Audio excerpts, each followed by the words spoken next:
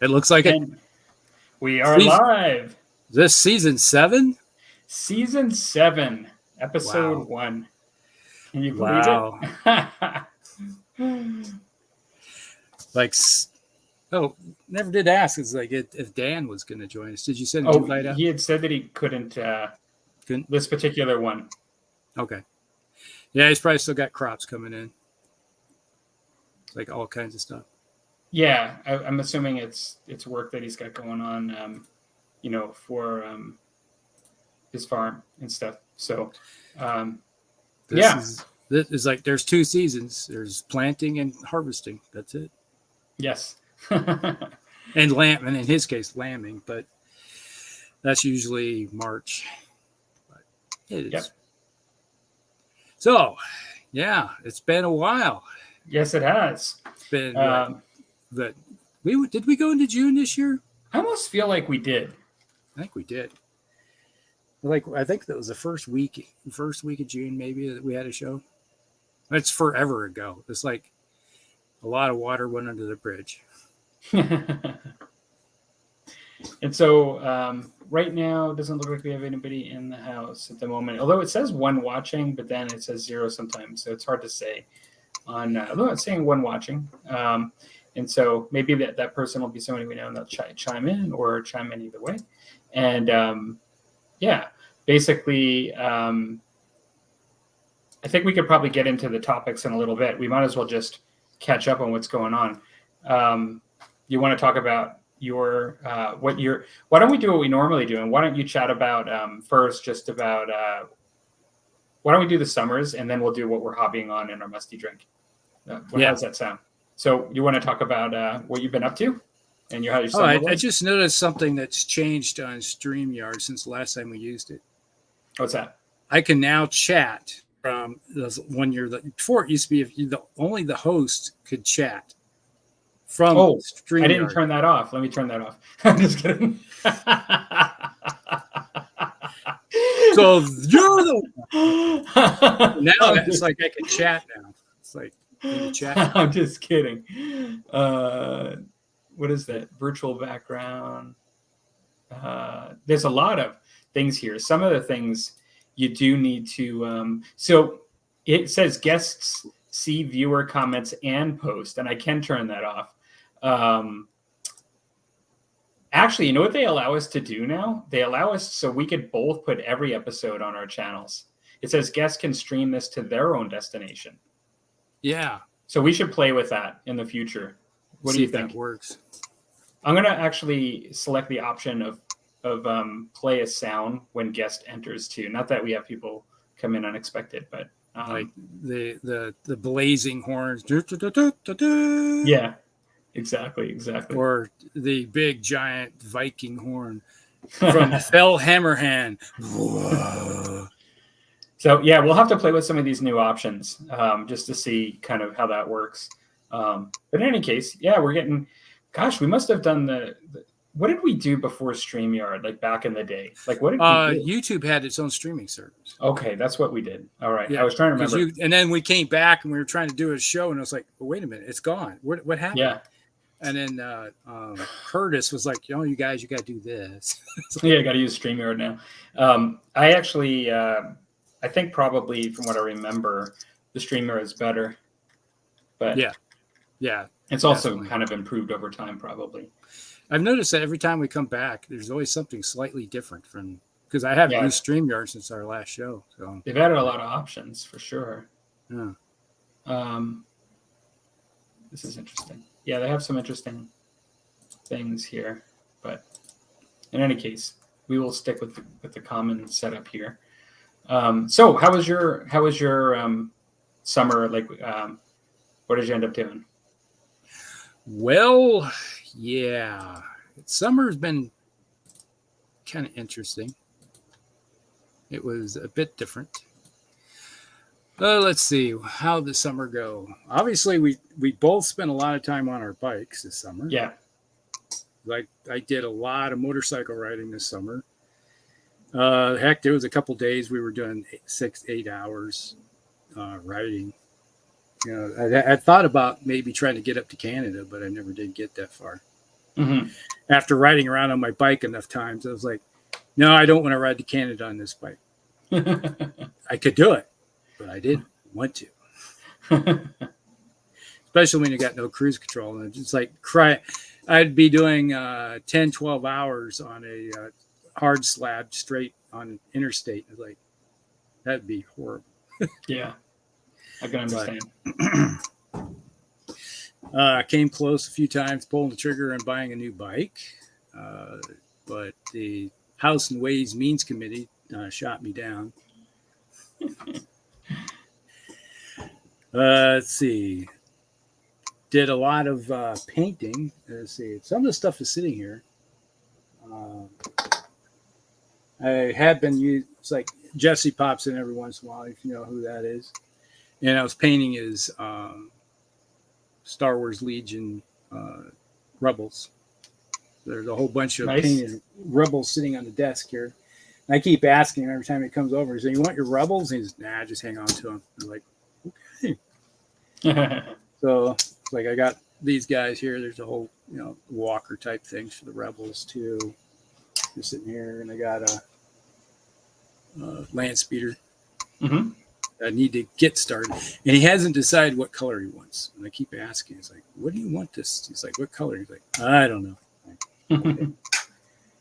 And just for latest thing, if you ever watched my channel, my last update, I did these guys. You see the BattleTech stuff. Nice. I did a like 60 BattleTech tanks project. I finished that in early September. And I started working on these guys. This project would have been done by now if I hadn't I'll talk about that in a second too. But, it's like these are all 3D printed stuff. Oh, wow. They look good. Yeah, so all these helicopters and tanks and everything are all 3D printed. So yeah, it's pretty amazing. Yeah. How you can get yourself in trouble really quick by the amount of stuff you can print. Yes, that's true. And it's like right here, I got a Shrek tank sitting here that I 3D printed, and it's just all ready for it to be glued to its base, which I haven't done yet. But we did play some BattleTech games over the summer. My local group, well, that's been an interesting affair. It blew up into little bits and pieces. So that was this summer? Yeah. Oh, I see. I thought it was before that. Well, it finally finished this summer. It was like probably around June, somewhere in there. Okay. Sound like my wife just going out the door. She's my daughter's flying into the airport, so she's going to pick her up. We should do a topic someday on like gaming groups and like what can happen like in gaming groups. Yeah. Like, you know what I mean? Like to cause them to break up and stuff. Yeah, it's like that's an interesting topic that we should talk about. And it's like inflexibility is probably the leading cause. But okay. So we had that. So I haven't been able to get much BattleTech in locally. It's like, but the guys that were playing BattleTech here are still with me. They just the big problem is that it's like my son has a girlfriend, so when he's like, when you got free time, he'd rather spend it with his girlfriend. I don't understand these things. Sounds like he's got his priorities in order. Well, then a lot of times she comes over here. So, like, yeah, the last few times they had the free time. It's like, okay, guys, I'll fix dinner. And what are you guys gonna do? They set up a puzzle. They're doing a puzzle upstairs. Like, you guys could be playing BattleTech. Yeah.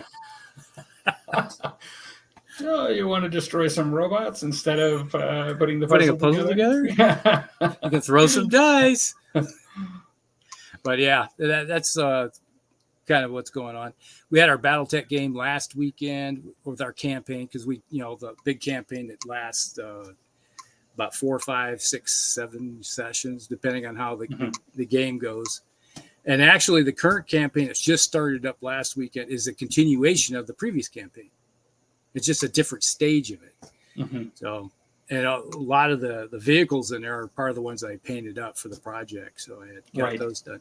And I got a list in my wallet that I got to pull out and print off. I got to print another, probably 2 more sets of plates of miniatures out of it, just to probably another 24 or 30, somewhere in there.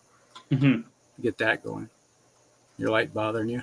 I was just thinking I could do something. Yeah, we did a lot of stuff before the show started, getting Palmer's new set, because Palmer is not in his current normal domicile. So. Yeah. No, I was just trying to see whether by shining another light at those things would sort of take the light off my face a bit, so I could paint. But while I'm painting, but no, it's didn't help much. Not much, but yeah, I think it would for you if you had another light that's in the background that's behind facing you, but off to the side, more backlighting a little bit better. Yeah. That might help you out. I have a light here that's pointing at the wall now, so it's just lighting the wall up, but you don't see the light. So I think it's just what it does is it just makes it a little bit balances it out a little bit. Yeah, but I don't know. It's okay. It's actually this is the best it's been so far. You can actually see some shadow here. Before 5 o'clock shadows coming out. Before it was white, just like completely the sun, so it's like I'm like Close Encounters walking out of the ship, the aliens, where it's like like you see the dark eyes in the mouth. And so yeah. Looks like we got somebody in the comments. I was see if it worked. It does. Yeah, there we go. That was it. So everything was going pretty hunky dory. And we had the fair, so it's kind of like shut down everything locally, and I spent all my time, doing my 12 hours, 16 hours outside, depending which day it is, for the parking for the fair. Yep. And that went really good. I think that was our best year ever this year. Nice. So I was really happy with that. It's like good numbers. And then that was over, and I got back. Then I got started on that big project. We're printing and painting all those vehicles, and in these vehicles. And then I won 2 contests this summer. Just before the fair in July, I won a contest to get free tickets to go see Kansas, the band. Yes. Which was good. Because I haven't seen Kansas. You got to go back 40-something years. Last time I seen Kansas. Now the fiddle player is dead, right? Like the fiddle player died, or was he alive when you went? Yeah, they brought a new kid in. But he was not that. He didn't die that long ago. It was like this year. No, a couple of years ago, I think. Oh, really? I thought it was. I think it was 2020. I think he passed away. Oh, it might have been COVID related or something. Okay. And I'm not sure exactly. They didn't go into details, and I didn't bother checking. But I think it was. They mentioned it. I think it was 2020. Okay. And they brought this new kid in, and he was good. And it's like he brought some of those songs and stuff to life that you remember how they was the fiddle player.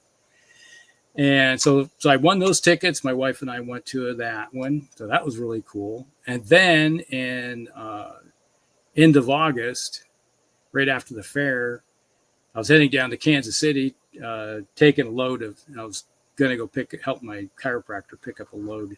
He got some free tables. So he's bringing it back to his office, and I got a phone call, and I won a free trip to the iHeart Radio Music Show Festival. Yeah, I remember when that happened in Las Vegas. So I got a free trip to Las Vegas.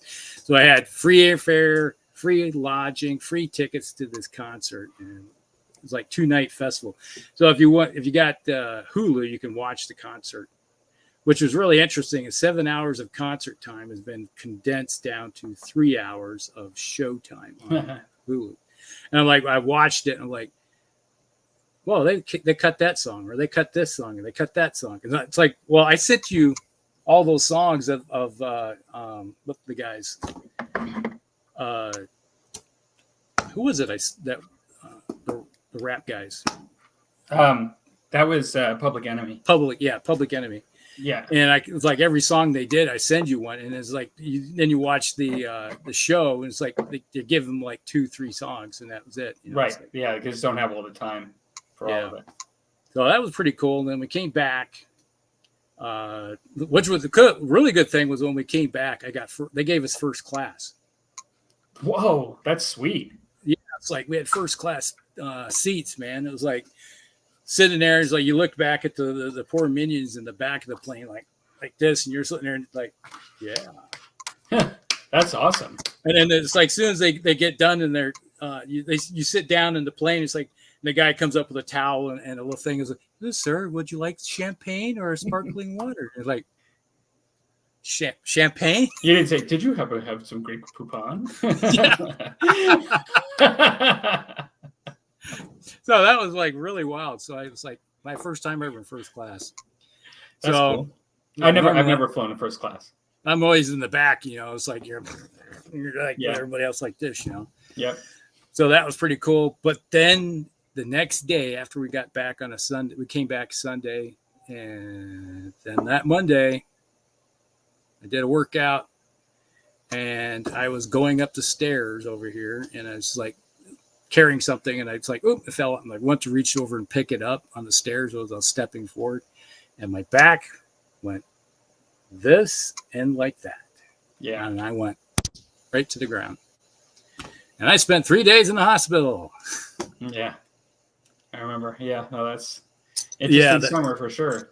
Yeah, that was the last, it was like 2 days before we went to Vegas is the last time I rode my motorcycle, and that was in September. So yeah, it's like I spent 3 days in the hospital. It's like when they talk about how's your pain levels, 10 out of 10, it's like 15 out of 10. Yeah. And it's like, you don't understand. 10 is the highest. The 10 is not even on the register here. It's like 10's down here and I'm up here. And it's like I contemplated just having my wife call an ambulance and just take me to the hospital, but she got me into the vehicle and got me to the emergency room. And they come out. I'm like trying to climb out of the vehicle, and it's like one of the nurses comes out and she says, "You guys need help?" And it's like, So they got me into a wheelchair and wheeled me in, and it's like the guy goes, "Are you in pain?" I couldn't even talk. I was like just in agony. And they finally, it's like, okay, we know you're in lots of discomfort. You seem to be in really a lot of discomfort. So they got me into the emergency room, laid me got me in a table. And then it's like the doctor's checking me out. And he goes, okay, they put a port in my arm.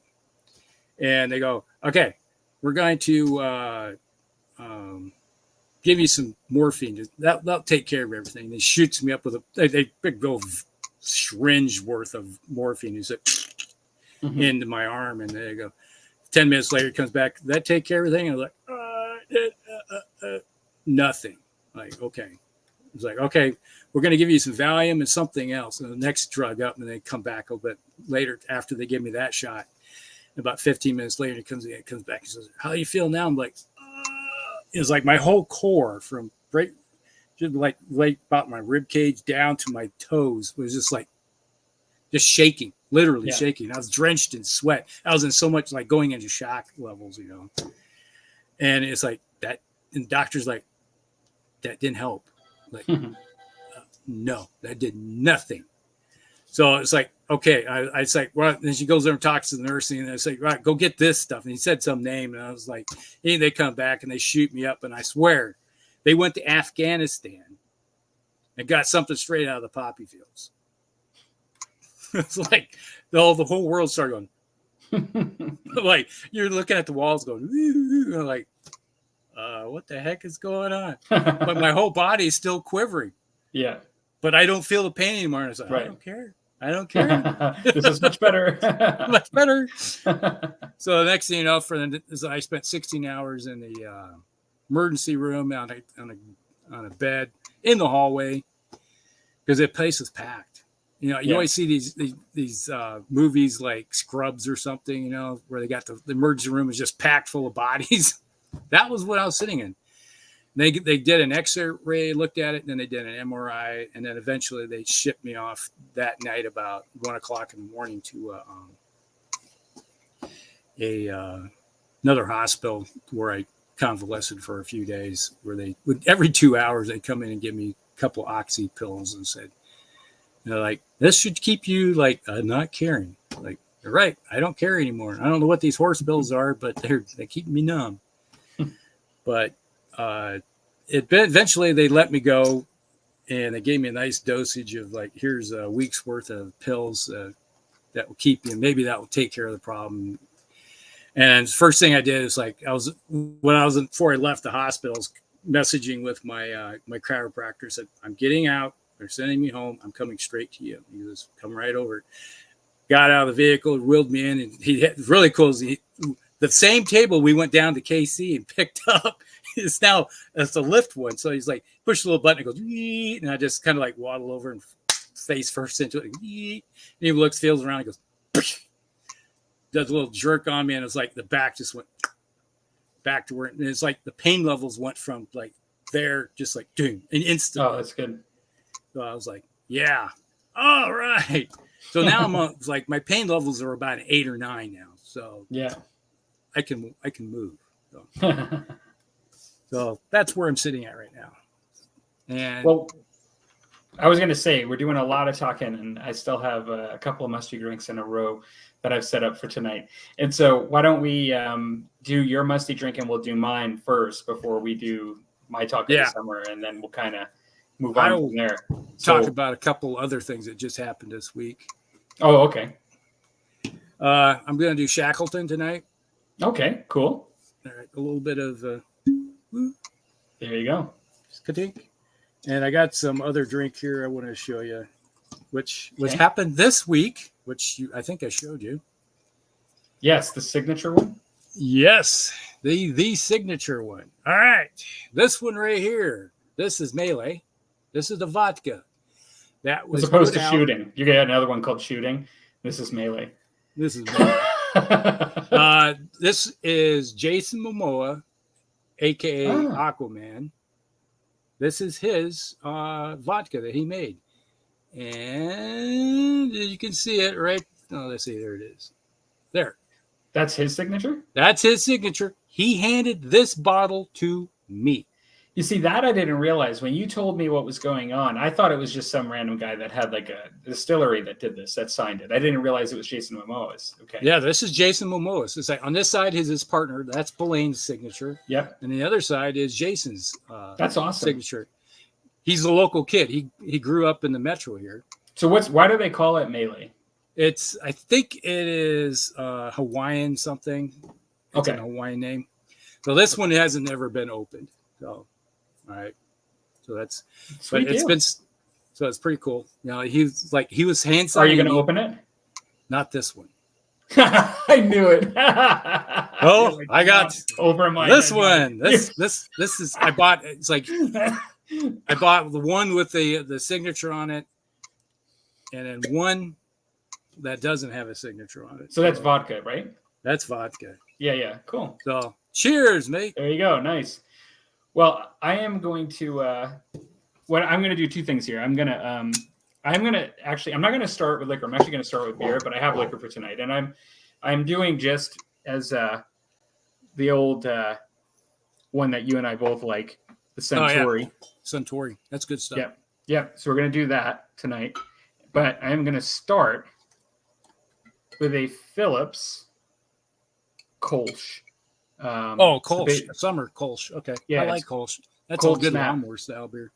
Yeah, I like a Kolsch too. Actually, I like the generally the bite that it has to the taste. Mm-hmm. I've kind of gotten into them over the years, and so that's what I'm going to have to start, and then I'm going to start sipping on Centauri when I'm done with this. One of my last beers that I brewed up myself was a Kolsch. Okay. That's how much I like Kolsch. Mm-hmm. Because you never made beer again after drinking it? I made a large batch. I never did it again. That's how much I like Kolsch. I don't know why. I haven't gotten back into it. It's like, I think 2019 is the last batch I made. And then after COVID hit, the place where I bought all my ingredients was local in town. They closed. Okay. So now I have to order it from someplace out of Minnesota if I want to get it. So I just haven't gotten in a habit again. Mm-hmm. Mm-hmm. So, Well, that. Did you have other stuff you wanted to chat on about the summer? Oh, that's pretty much sums up my entire summer in a nutshell. I don't have that much. I mean, like summer is like the busiest time for me for work typically. But I ended up going on 2 motorcycle trips, and those were new for me. Like, as far as taking rides on my own, like, long distance overnights and stuff. And so that was actually a lot of fun. And then we are renovating, as I talked about. I might even have talked about it actually as we were ending the season last year. Yeah, you said you were going to be doing it. So I'm in this new place just probably for another 6 months, 5 to 6 months. Probably going to be, I don't know, probably like end of February, in that area is when I'll be heading out of here. But yeah, in here until then. And so not in the Heresy Lounge. I do have my 3D printers behind me to do some 3D printing. And I've got a little bit of a setup here. It's a little awkward for tonight as far as like figuring things out for the show. But it is what it is. It's not too bad. So I'm here. Video quality and audio quality are hopefully good. And yeah, so. Well, I forgot to share these, guys. Oh, let me blow that up. Nice. More 3D printed stuff. That's great. These are Clan Wolf. I'm sure you're loving it, being able to do all this. Yeah. These are for Alex, who's the used to be the co-founder of Alienware Computers. Oh, okay. And he's also one of the founders of Firelock Games. Oh, really? Yeah, so those are for him. I got some more here I'm going to be working on. Does he live local to you? No, he's down in Florida. Okay. He's down by Miami, southern Florida. So he plays BattleTech too? Yeah. He was a BattleTech player, and I used to paint all of his BattleTech stuff before he got into doing Firelock games. But he doesn't have anything to do with South Park, right? Nothing with South Park. Yeah, they did some stuff with South Park. That's what I thought. I thought South Park was... Because the guys from South Park liked the Firelock Games, Blood and Plunder. Yeah. So they kind of take the crew and made them into South Park characters. Oh, okay. Okay. Cheers. So we're talking about BattleTech. Cheers.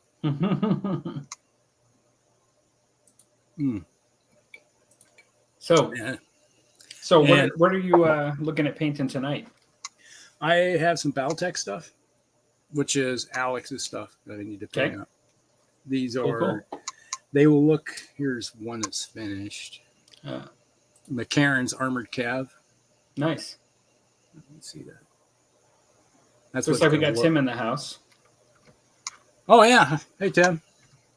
He just finished himself up an war elephant. So it'd be nice, kind of cool. We're going to get to see that thing. Oh, yeah, absolutely. And if he's really ambitious, he could always join us. Yes, absolutely. If you had a camera, we'd just have you join us to chat with us tonight if you wanted to. You could do that if you like. That's kind of a lot of pressure, though. You might just be coming in just to say, oh, I'm going to just chill out. Wait a second, I got to suck into this. We just appreciate that you're here. But if you would like to join, you're more than welcome. Oh, we're sitting there. Somebody, you got a camera? Why don't you come in? No pressure, man. We need people. We need people. Do it. Get your camera. Do it. So I have you guys probably, some people have seen this, and I think you've seen this on but I was working on your retinue of Mordheim, and so I don't know what the camera here right now how well you'll be able to see. Yeah, it's about like mine. Yeah. And so so I have this guy. That's actually not too bad, but it's not really detailed. But then I have this guy a little bigger. Might be able to see about it. So this is a 3D print ogre. And yeah, it's like your big beat stick, man. And he will be kind of cool to have in a game because imagine he does a lot of damage. Yeah. They cost more money. It all comes down to points too, right? But they're tough. And so I'll have what I'm working on tonight. I'd completed 4 of those miniatures, and I've got two guys like this that I'm starting up. Is that the other ones? the catcher or something? This one here? Yeah. This is it's like a flail. Oh, okay. Yeah, it's got like 3 little morning stars on the end, like kind of like the ball with the spikes. So something you can take care of horsemen really easy, or going over a shield wall. Yeah, he's a veteran, and he's got like a bandage on his head, and he's got a wooden leg, which is really cool, I think. And he's got armor on, like chainmail and plate and stuff. Does he put armor on his leg though? Well, he's got armor. No, actually, that might be one of the reasons why he's got the wooden leg, is neither leg have it, but he does, because this guy's a bit of a captain type miniature, and he's got armor on his legs. Yeah. 2 pistols and armor on his legs. Tim says, "Okay, I got one." Does he mean a camera? Yeah, sounds like. If you got a camera, I'll send you a link, Tim. It's I can send it to you. I'll send you a message through Facebook just to link to come in. Let me just do that now.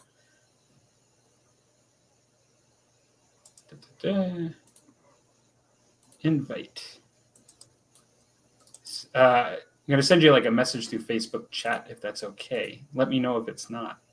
But I should be able to just grab. Actually, I know in this case, I know I'm friends with you on Facebook, so I should just be able to see it. That'll be even easier. Yeah, we're giving all kinds of pressure tonight. He's like, our first guest of the season. Hey, you're coming on the show. Congratulations. Got a camera? Come on.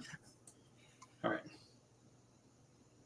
That said, tonight is the first night I've had alcohol since early August,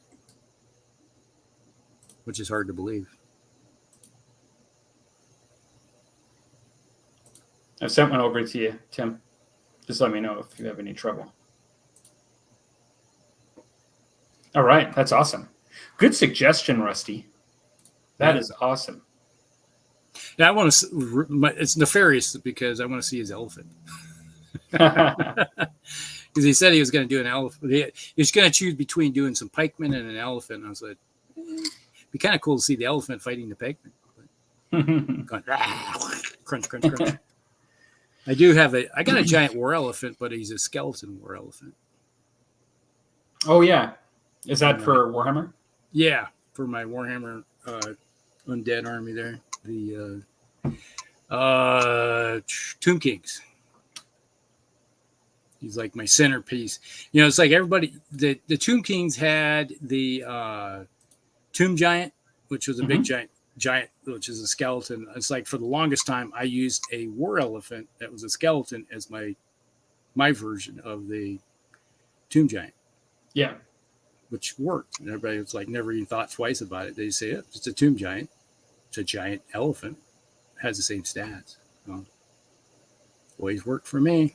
Mm-hmm.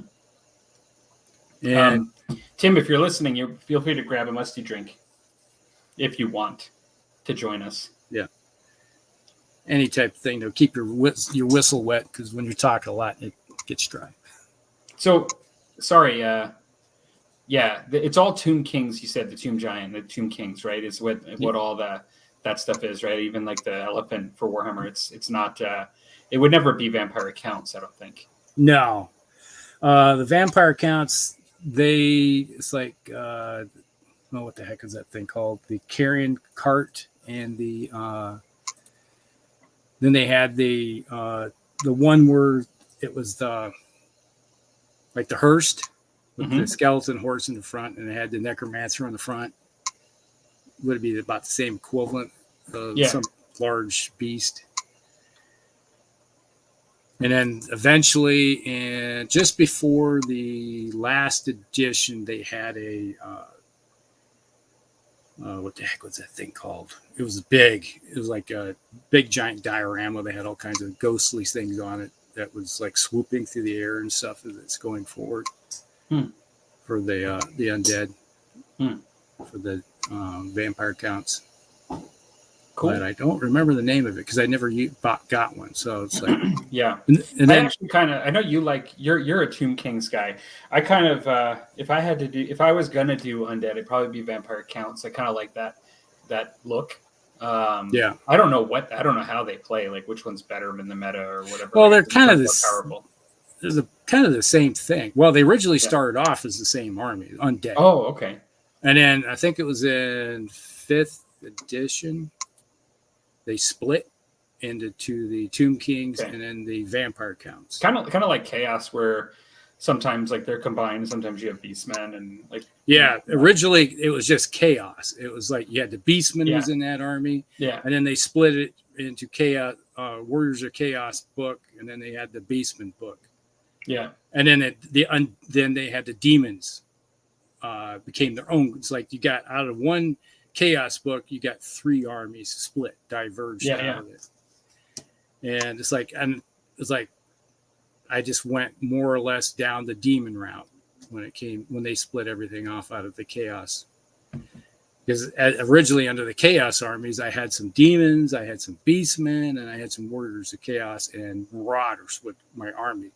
It's like my for the marauders were my the cheap troops that would just throw at somebody to stop them, and then I had my flamers, which were my biggest part of Tzeentch. Flamers of Tzeentch was my heavy hitting hard part of my demons because they could they had bounding. So it's like you could have an army group here, and it's like you could bounce over top of them and flame type of thing. Oh, okay. So you can ignore shield walls and stuff. Right. And then I had a couple chimeras were my flying beasties that would frick and frack. So. You're not going to believe, guess what game some of my buddies that I play Warhammer Fantasy were getting into? What's that? Well, take a guess. Take a guess. I'll give you 2 guesses, so don't make it too big of an ordeal. They were trying to get into. Or that we are getting into, I should say. Well, obviously it's not BattleTech.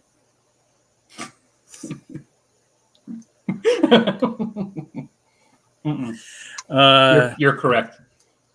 I know what's on your brain, though. That's the first thing you think of. Okay, what else? Well, there's something that's fantasy related. I know there's so many games, right? It's kind of hard. Yeah, that's like I'm just my brain is going. We're actually getting into 2nd edition Warhammer 40K. That's what we're playing. 2nd edition. Oh, the 1st edition after Rogue Trader. After Rogue Trader, the 1st edition after Rogue Trader.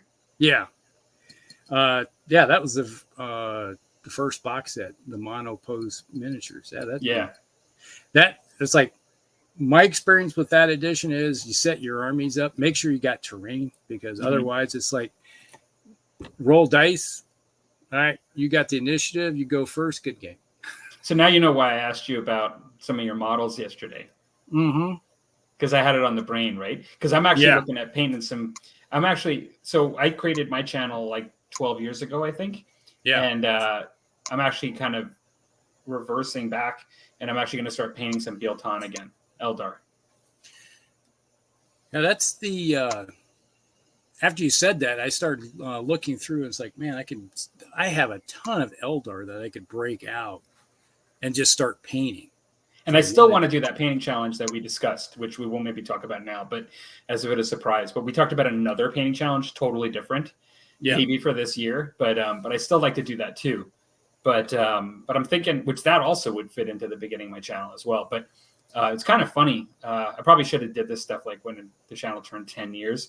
But yeah, it just kind of works out the way it works out. And so I may actually be doing some old hammer Eldar painting. I got to paint some aspects, which I'll probably paint them like the traditional aspect colors this time.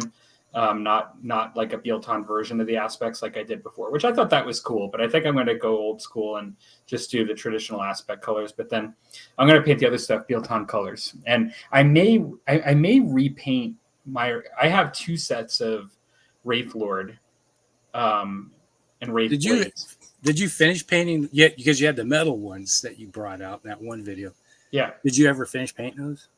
Yeah, yeah. No, those are the metal ones are done. Yeah, they're green body with a lighter, kind of whiter head. Where I'm thinking about switching them to the white body with the kind of like more like the Bilton green head, warpstone green or whatever.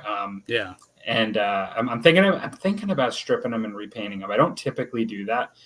I'll have to see. What I might do is I might just paint stuff that I already have that needs to be painted, play with them. They're still painted as like Bilton, but I may just play with them. And then you got to, is that your chicken on the way delivery?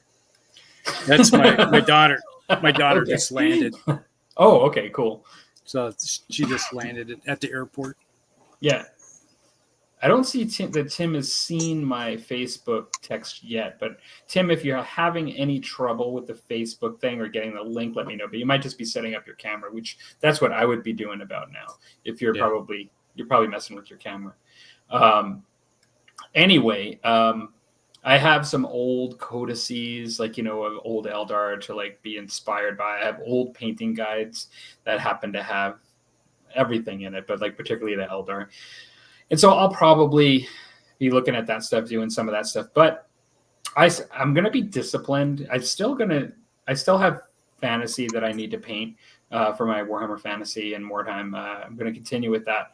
And I still even want to do those, like I said in my videos, I want to do some of the Chaos speed painting, which is going to tie into our topic tonight, one of them.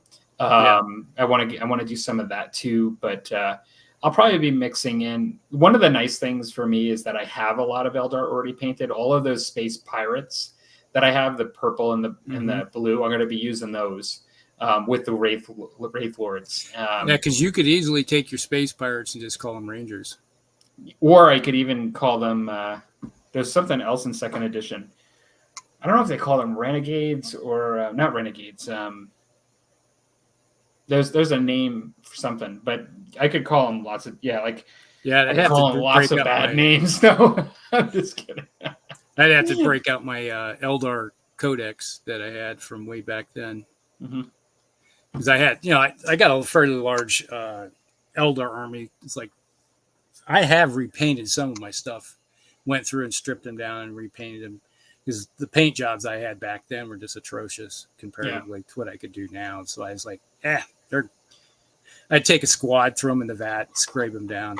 But if you got it, it's like yours looked pretty decent. So I wouldn't think about stripping any of the stuff you've already done. I'd be looking at continuing painting the stuff you haven't finished. Yeah, I was kind of thinking just maybe to have them fit in with the Bilton look I want to do for the old stuff. But there's really factions within factions, And it gives you an opportunity to have, this is a unit is painted this way and this squad is painted this way. True. So, I got another 10. Another 10 Metal Wraith Lord. At the time, those Metal Wraith Lord were really, I'm going to let Tim in here. Hey guys. Tim. How's it going? Hey, it's going pretty good. Awesome. Good. Yeah, thanks for joining us. Hey, no problem. Thanks for the invite. Yeah, I didn't want you to run away I was like, he doesn't have to, if he's not really up for it, but that's awesome. No, I had a little technical issue because I've got one of the cameras that kind of like you can hang it up anywhere. Yeah. And so I had to find my camera because I'd taken it down. I hadn't done any like battle reports or anything. So it was all stuffed over here somehow over on the side. And I was going, what did I do with my camera? So looks like you got a gym down there. Like that you're in there. That's cool. Panoramic view. Nice. Yeah, yours is a heck of a lot better than my little area. Yeah, it looks pretty good actually. Yeah. You got the stuff on I've been kind of serious at it for a long time. So yeah. It's like my gym. If I move this around a little bit here, you can see it's kind of covered in boxes right now because I haven't. I've been going to the gym, but it's called physical therapy. I've been for the last 3 weeks, and my workout area for the last month has just been piled up. Okay. So I didn't realize I should have put my YouTube thing down here, Broken Dice, on there. That'd been probably better because everybody else still be able to. Let me see. Edit name. Here we go. How about this? I'm going to do it for you. Okay. You technical wizard, you. You know, I only saw the 3 dots, and I'm like, I bet you this is setting. Stuff has changed on us in the last 4 months on us. Compared to like when we did our last show in June. It's like now it's like 4 months later. It's like, hey, they added all kinds of cool stuff to this. Yeah, this is the first one I've ever been on, so this is all new to me. Yeah, it's fun. It's kind of fun, you know, like. Well, yeah, I've sat back in the background and listened to the conversations and stuff. It's kind of hard to, where you're watching what everybody else is doing, and then you're trying to type in a comment and stuff and keep going, and then I'm trying to do what I'm working on, and I miss something. Yeah. Speaking of armies, right now behind me, right here, that look, you can see all that painted stuff right there. Yeah, that is my Easy 8 Enterprise Soviets. Right? Evil Soviets right there. You're evil, the evil empire. Which is like a bunch of squads of combat engineers. You know, they had the plate steel put on the front. Yeah. That's what they are. I have like 5 squads of them sitting there. And I got some rifle squads, and then it's like some machine gun squads. And I just printed off 16 guys, which are carrying light machine guns and flamers. There you go. So it's going to be for bolt action. They're not going to know what's going to hit them, because they're going to I'm going to lay down all kinds of covering fire with the light machine guns and come in and hit them with flamers. It's like I was watching a game last Tuesday. Everybody had one team of flamers, and they're like, they'd go flame a squad, you know, burn them up. And I'm like, I'm going to come in with combat engineers. You guys going to love me. I don't think love will be the word. No, probably not. I don't think love is the word they're going to use. There'd be gnashing of teeth. Yeah. And then right here, the black pile is I got 30. Yeah. And it's like that little gray thing. That's my M3 half track. And I got 30. I just assembled a box and primed them today of 30 American infantry. So a couple more squads of infantry, and then I got more black stuff, and then right there is my Stug. He's now primed right there. That's that Stug.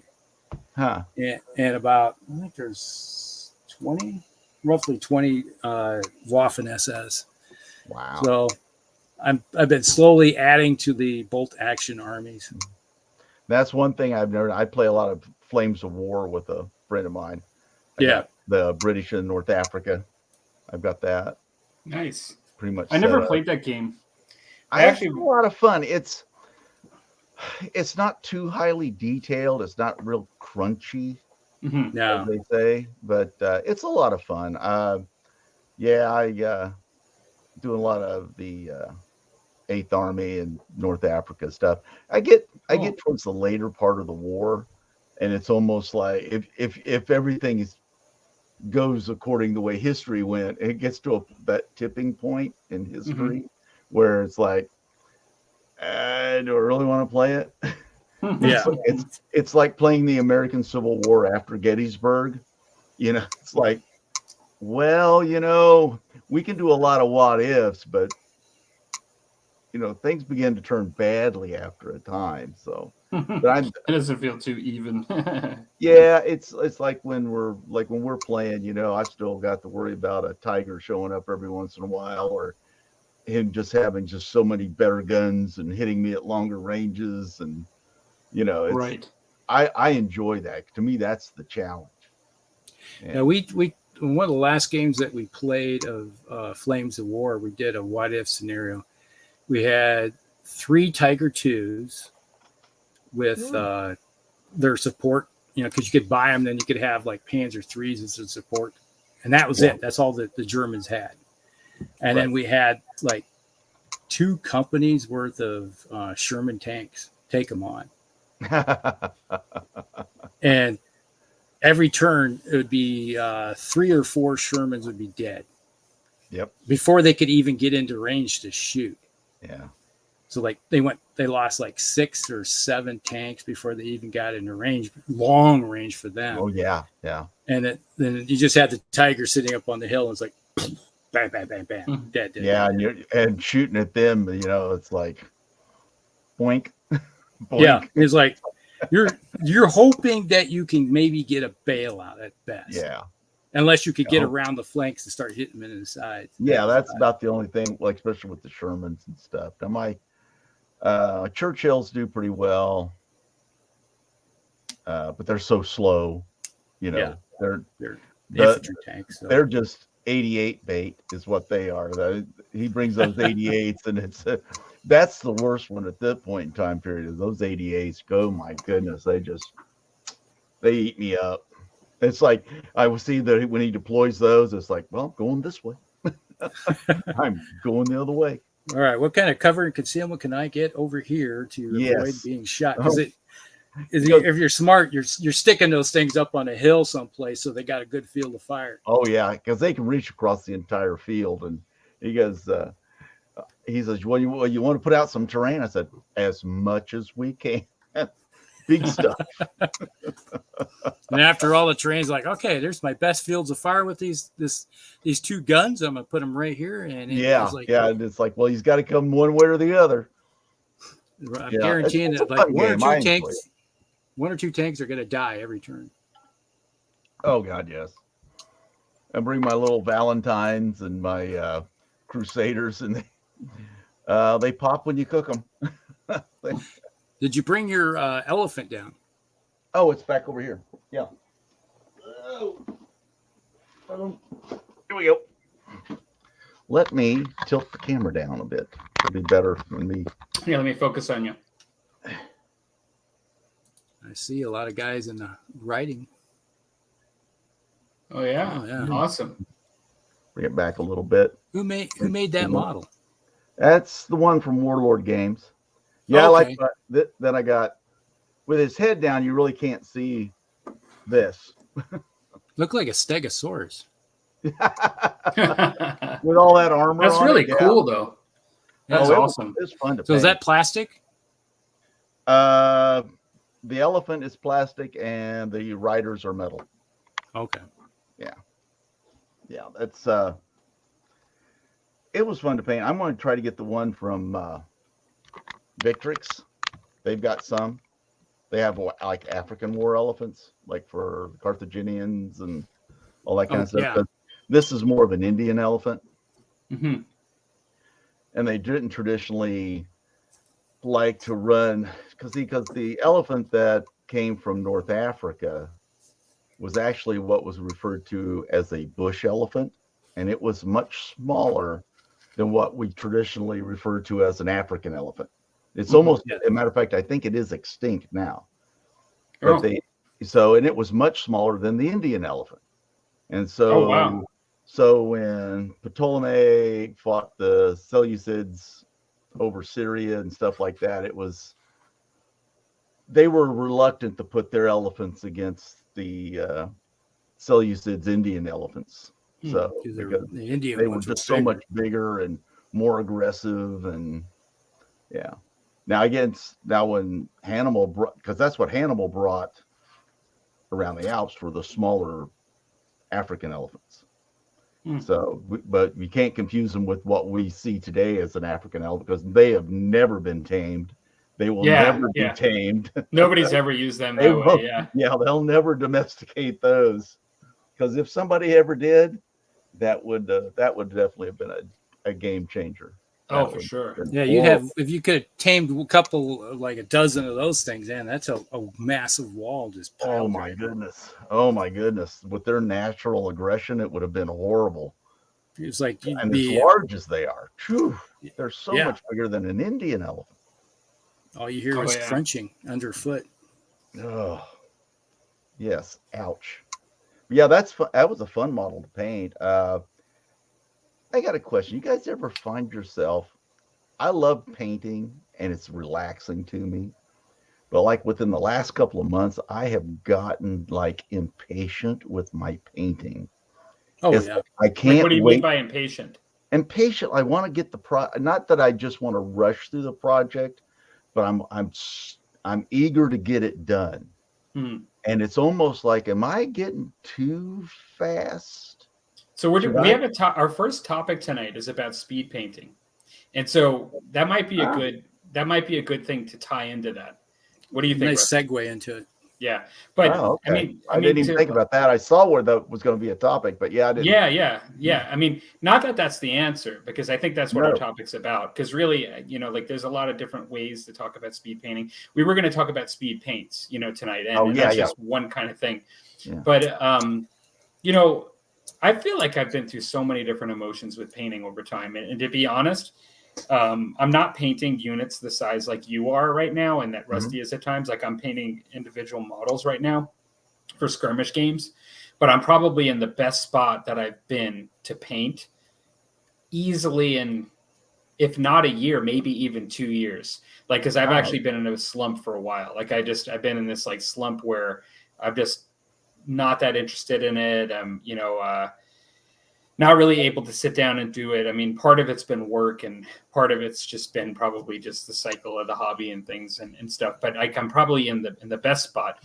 But I've definitely been at times, like a lot of times it has to do with how excited I am for what I'm doing, and like the particular models that I'm doing. And then other times it has to do with how excited for the hobby in general that I am, You better watch out, Palmer. There's a big beast behind you. Yeah. Do you see him? Oh, yeah. There he is. Normally here he comes. Yeah, normally he doesn't get to go into to be on the show. Yeah, normally he doesn't get it to go into the hobby room. I've got two cats like this, two tuxedos, and and he's right here. He's never been on the show before, first time ever. But this is Kevin, and he's a tuxedo. Huh. He has just one paw on the front. He's got 3 legs. But yeah, I'm not sure we can hear him purring, but he's real happy. He's real happy to be here right now. And so, actually, the other thing too is I don't know if he really likes the taste of beer. Actually, Hey, I can relate. He sees what you do. That's right. But it must be good. He's drinking it. But anyway, yeah. So I've definitely been there. There have been times when I've been overwhelmed by not overwhelmed, but just like a little crushed over the initial stages. Like I personally find, as I get to the latter stages of a project, I'm more inspired. Like once I've got the base paint on and I'm starting to do the highlights and the shades and like all that, then I'm like, wow, like, this is exactly what I like and everything. Sometimes when it's in the beginning, when it's only like some block colors and it's like, like doesn't look anything like I want it to look. Right. Ultimately, if I have like 20 of these or 30 or 40 at times, like I've had, I'm not that as excited, you know what I mean? Like, but then once I get the face like on, like, and once I get like, like I get to that stage, there's that point where you go, yes.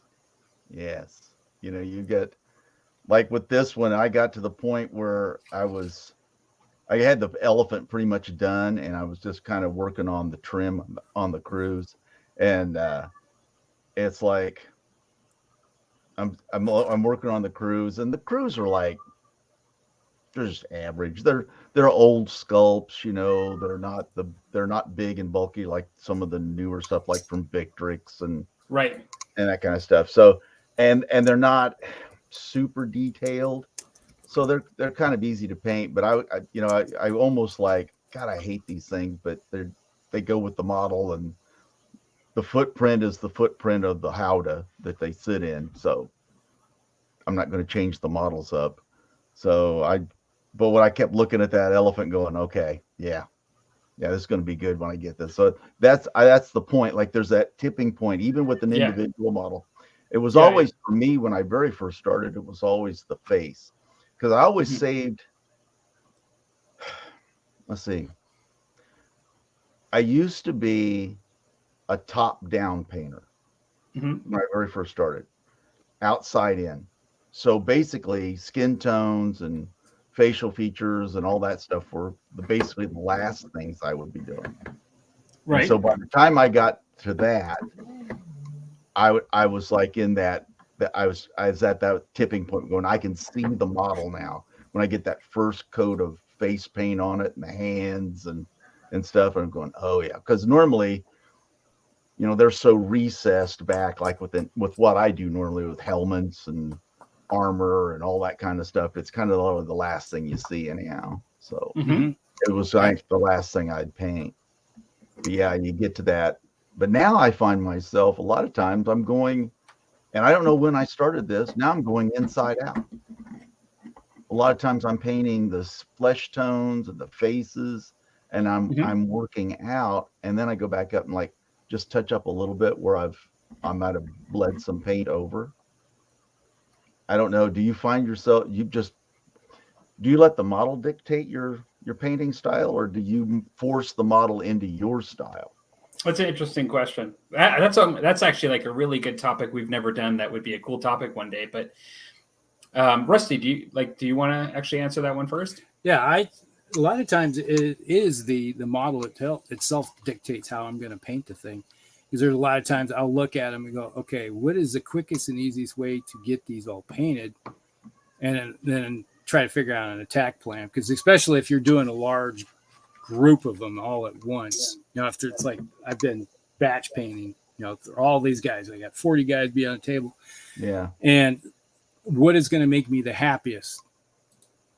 That's the whole thing right there. Is a lot of times I'll save like the faces for last to get that, you know, it's like, how am I going to get the last bit, you know, the final little touch on there that's going to make them look pop.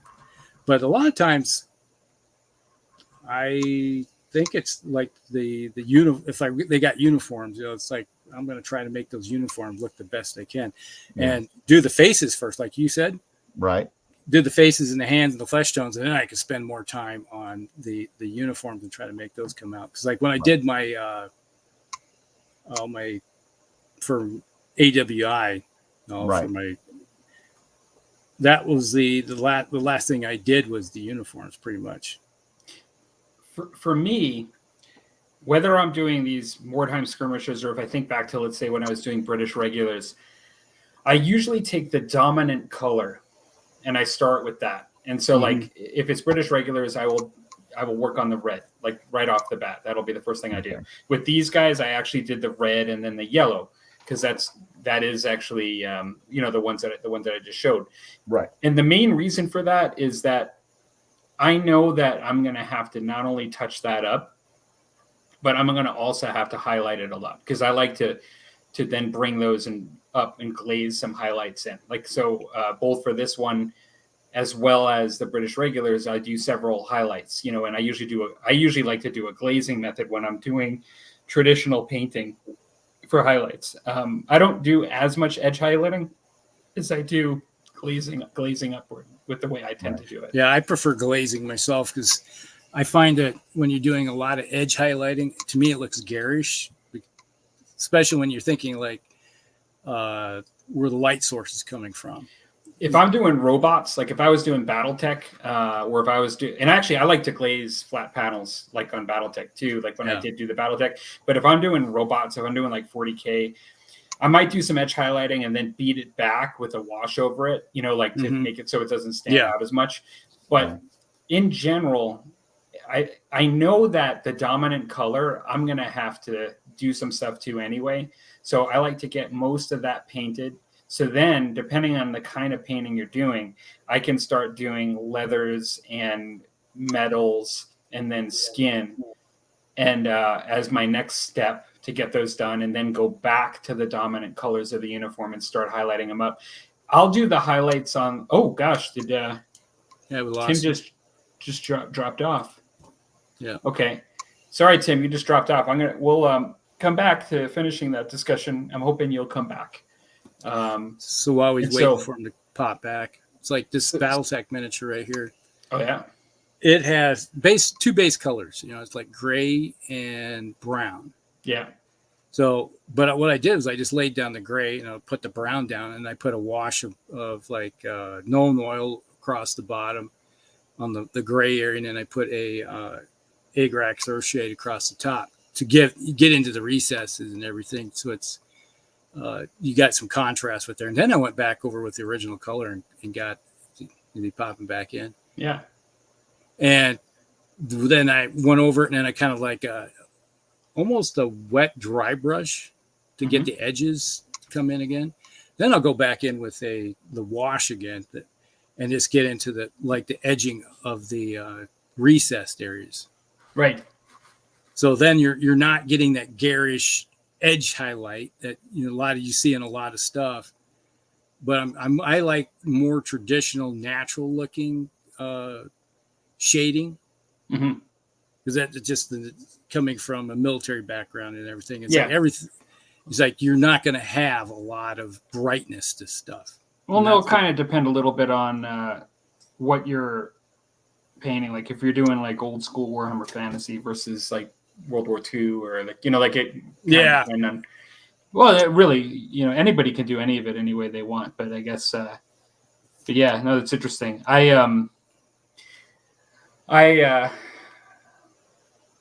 don't really always paint more the same way, but I do like to usually focus on the dominant colors just to kind of get it done, just to kind of get that part started. And then I know I'm going to have to come back to it anyway. Looks like Tim might be coming in again. Let's see here. Oh, it says no camera for Broken Dice. I can add to stage, but wait a minute. Hey, Tim. Yo. You're there, but no camera. I don't know what's going on. I got my camera plugged in. Hey, so don't worry about it. This kind of stuff happens when you're getting used to doing these things. A lot of times it's happened to both of us. It's happened to me many times. I just unplug it and plug it back in and see if it gets to working again. But yeah. Anyways, you were talking about speed painting, and speed painting is basically using equivalent of like washes to do the job, right? Because they're wash glazes, kind of like they because they do, depending on the brand you get, they do kind of stay on the surface, but like they don't just go into the cracks like a wash. But you're not wrong. I mean, like it is like within that realm of discussion.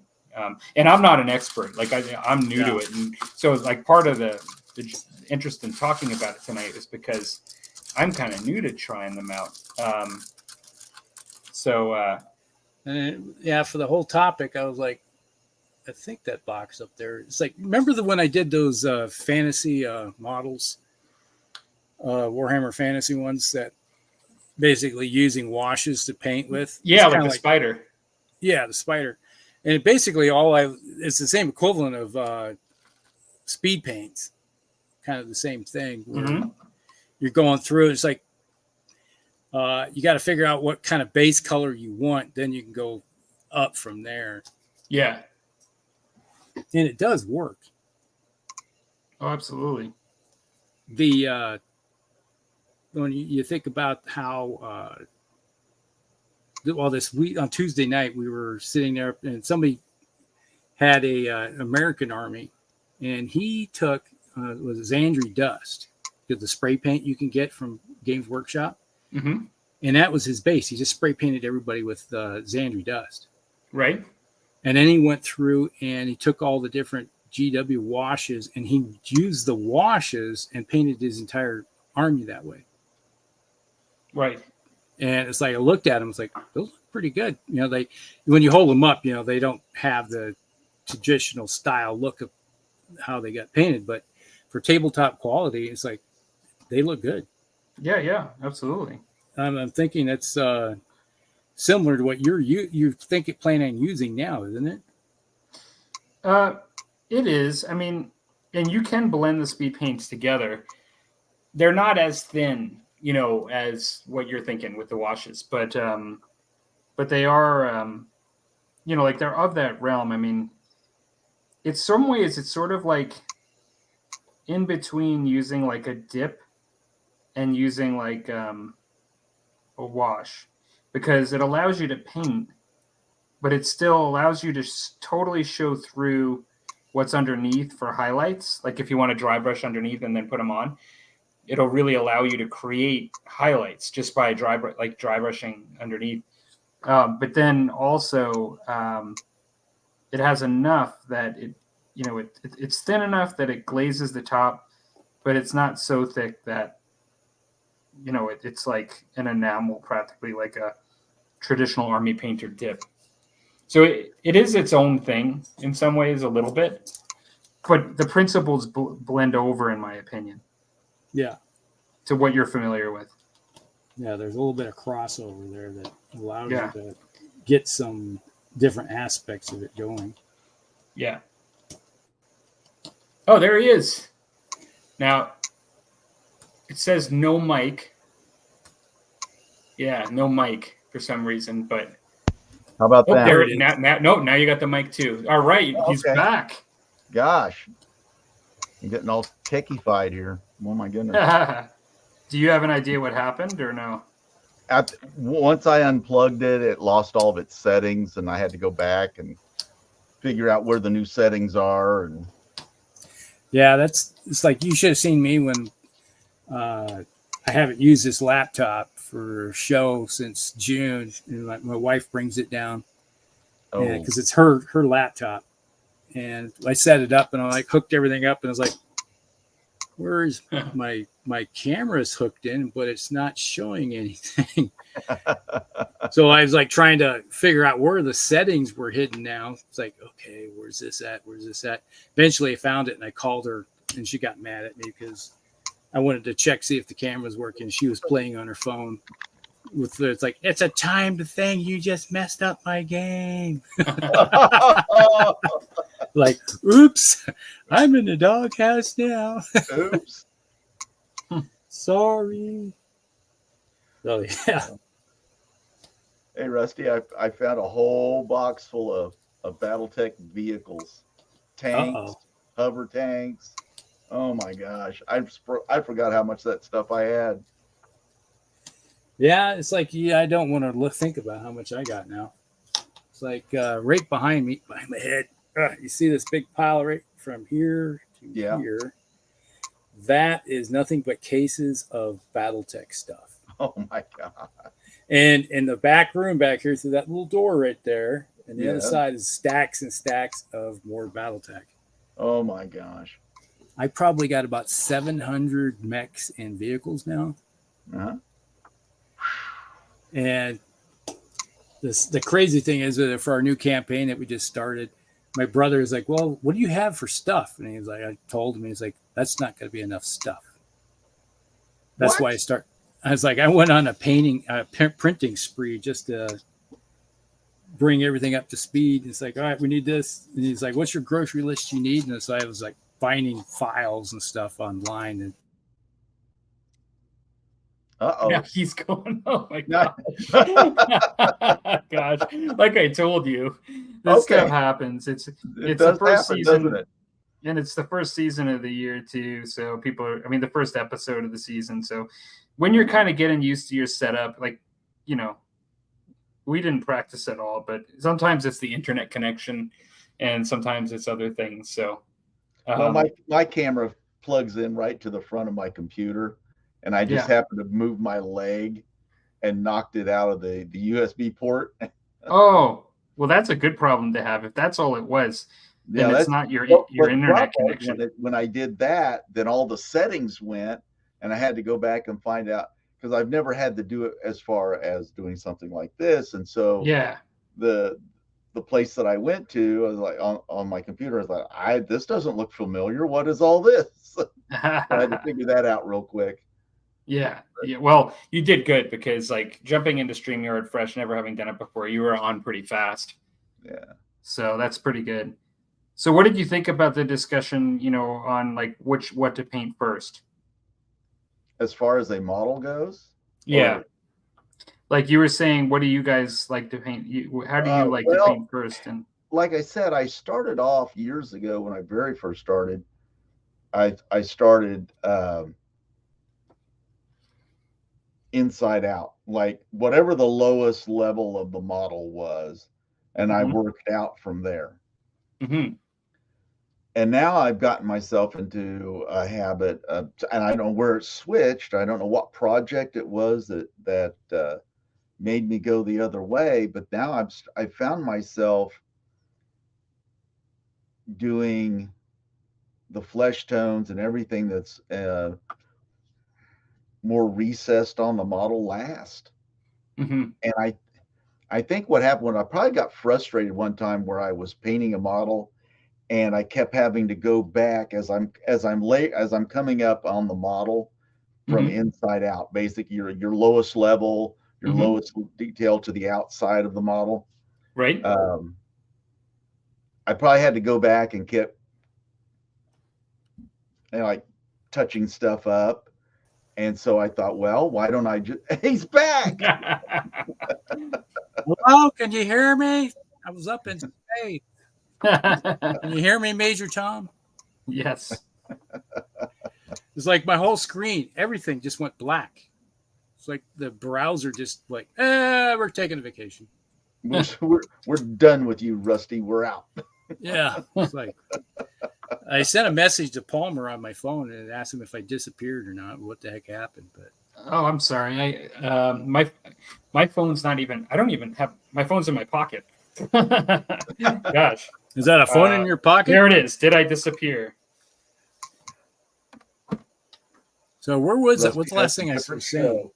I think we were talking about something. I can't remember now. Well, we were continuing on, just like with how you like to paint first. Like, how do you choose what you paint first and stuff? Yeah, like on a particular model and stuff. And I was explaining, I think what happened to me one time was when I very first started painting, I said like I go inside out on the model, like flesh tones, and then work through the armor and up through the weapons and all that kind of stuff. And what I think probably happened sometime, I can't even remember what model it was or what series of models, but it was probably one of those where I kept bleeding over back onto what I'd already painted and kept having to go back and touch up in the recesses and in the flesh. And so I probably got frustrated, and then I started painting everything on the outside first, thinking the madness in that is that by the time I've bled everything down to the recesses, I got to paint it anyway. Yeah. So I probably fell into something like that, but it's funny how I can't even tell you when it changed, but there was just a switch, and it just. Well, probably trial and error. You just kind of you're seeing what kind of works for you, or trying new things because of things you run into, right? Yeah. I think so. That and like with all of us, from our very first models to are the ones that we're doing today. Our techniques have improved. With me, it's about brush control. Yeah, I have really, over the last, I'd say year and a half, 2 years, have really worked on just control your hands. Don't take long just control the brush. Just control the brush. Don't be in a big hurry. Be one with the brush. Yeah. Be one with. Yeah. Be one with the brush, the red pine marten. Yeah. Wormut says, after priming, I will do clothing and armor, weapon or whatever in hand, hair color, and then skin. Yep. Now I found that brings up kind of an interesting thing that I started doing. I had a large project because I do commission work for people, and somebody sent me, I think it was 120 Romans, legionnaires. Oh, I think they were from the company that Warlord eventually bought out. Oh yeah, War Games Factory. Yeah. Hey, the robe is in the house. All right. And so I was looking at it. I was like, how is the best way to attack this?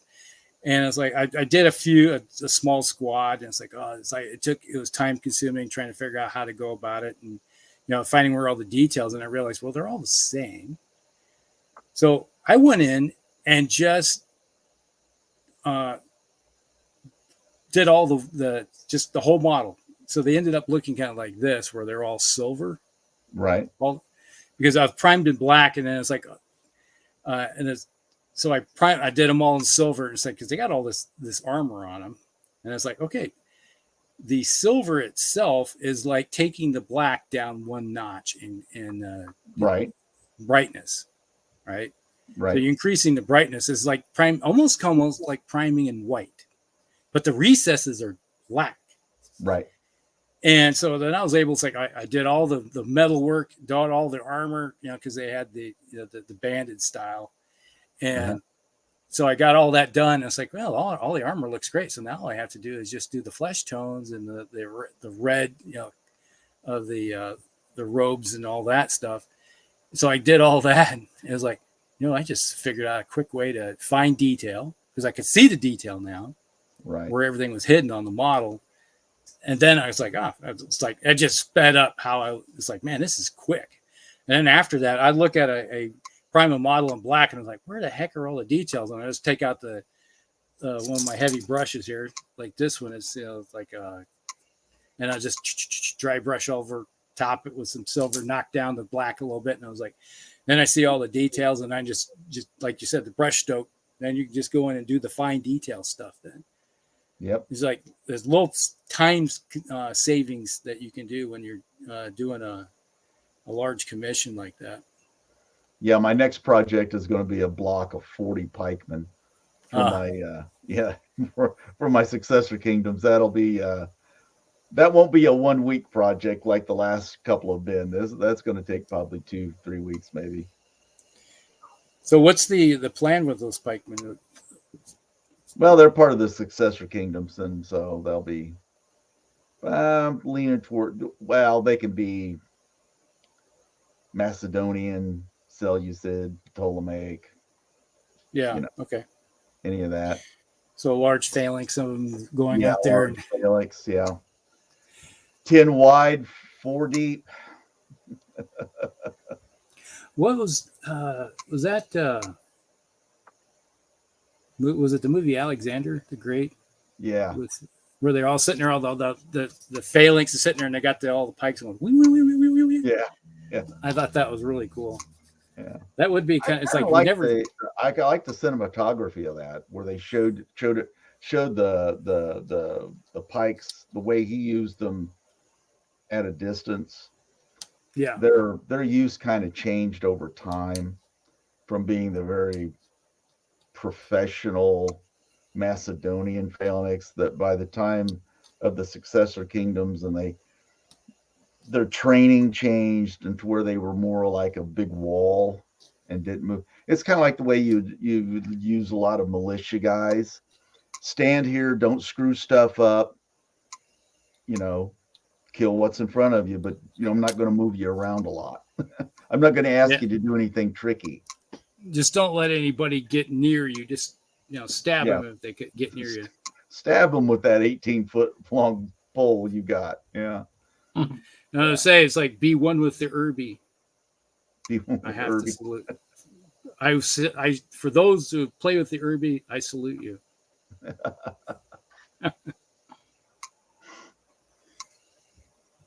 And I'm seriously thinking about starting to watch TV series Spartacus again. Now that's one I missed. You would think that I'd been all over that one, but I missed that one for some reason. I've seen the first couple seasons of it, and then I dropped cable, and now I'm thinking of going back. I think it's on Amazon. Is it Amazon Prime? Yeah. I have nothing to watch right now because it's like I've been watching a lot of TV because I have a hard time concentrating right now with all the pain and everything. But oh God, yeah, that'll make you antsy. Yeah. Did you guys see Barbarian? Barbarian. No, I saw a preview of it, or I saw something like where I was going through some of the streaming services, and I saw that. What's that on? That's on Netflix, and it's Netflix. Yeah, that's where it was. It Barbarian. Is that the Romans versus Germanic tribes? Yeah, I watched that. They were pretty cool. I actually liked it. I wonder. I think that the second season's out now. Oh, Rusty, where did you go? Uh-oh. Rusty fell out again. Well, I got a Sarissa building I'm knocking out right now. Oh, nice. Cool. Which kind of what is it? That one, the one I've got now is it's like the church. Can you see that? Oh, yes, yeah. Yep. That's what I've got Nice. right now. Oh, that's nice. Yeah, that'll be interesting to put together. Yeah. I like their kits. I mean, their kits are pretty easy. You got to be careful though. It's like I've done that where I've been cutting stuff out and I've messed up where there's this little bitty nubbin thing on the end and I lop it off with my hobby knife and come to find out I needed that. I've done a number of their kits for French Indian War, and I like their price kind of quality ratio. Like, you know what I mean? Like they have a very good, like, you're not spending, like, from what I remember, you can get a couple of buildings and you're not spending like $200, you know, like, right. You know, like, but you're also, and it does require you to do most of the preparation and painting. Like, it's not like $4,000 or whatever, but you get to make it the way you want it. You are going to spend a bit of time on it, but it's actually fairly a nice price, you know, and a good product, like, you know. Oh yeah. Yeah, I would and agree. normally, you know, you can kind of see the directions on the back, and I've been back for a while. It's StreamYard keeps crashing on me. Oh no! Yeah, that must be one of their new improvements for this season. Yeah, it's like something is not liking between StreamYard and this computer. I don't know. Well, like I was saying earlier, we usually, when the season starts, we have to figure things out a little bit usually. Yeah. Are there a lot of times there's a lot of changes on what you have to do it, or? Well, I think it's more that there are some different options, and then we haven't been using our computers for this for, I don't know, 3-4 months. And so it's that kind of stuff. Okay.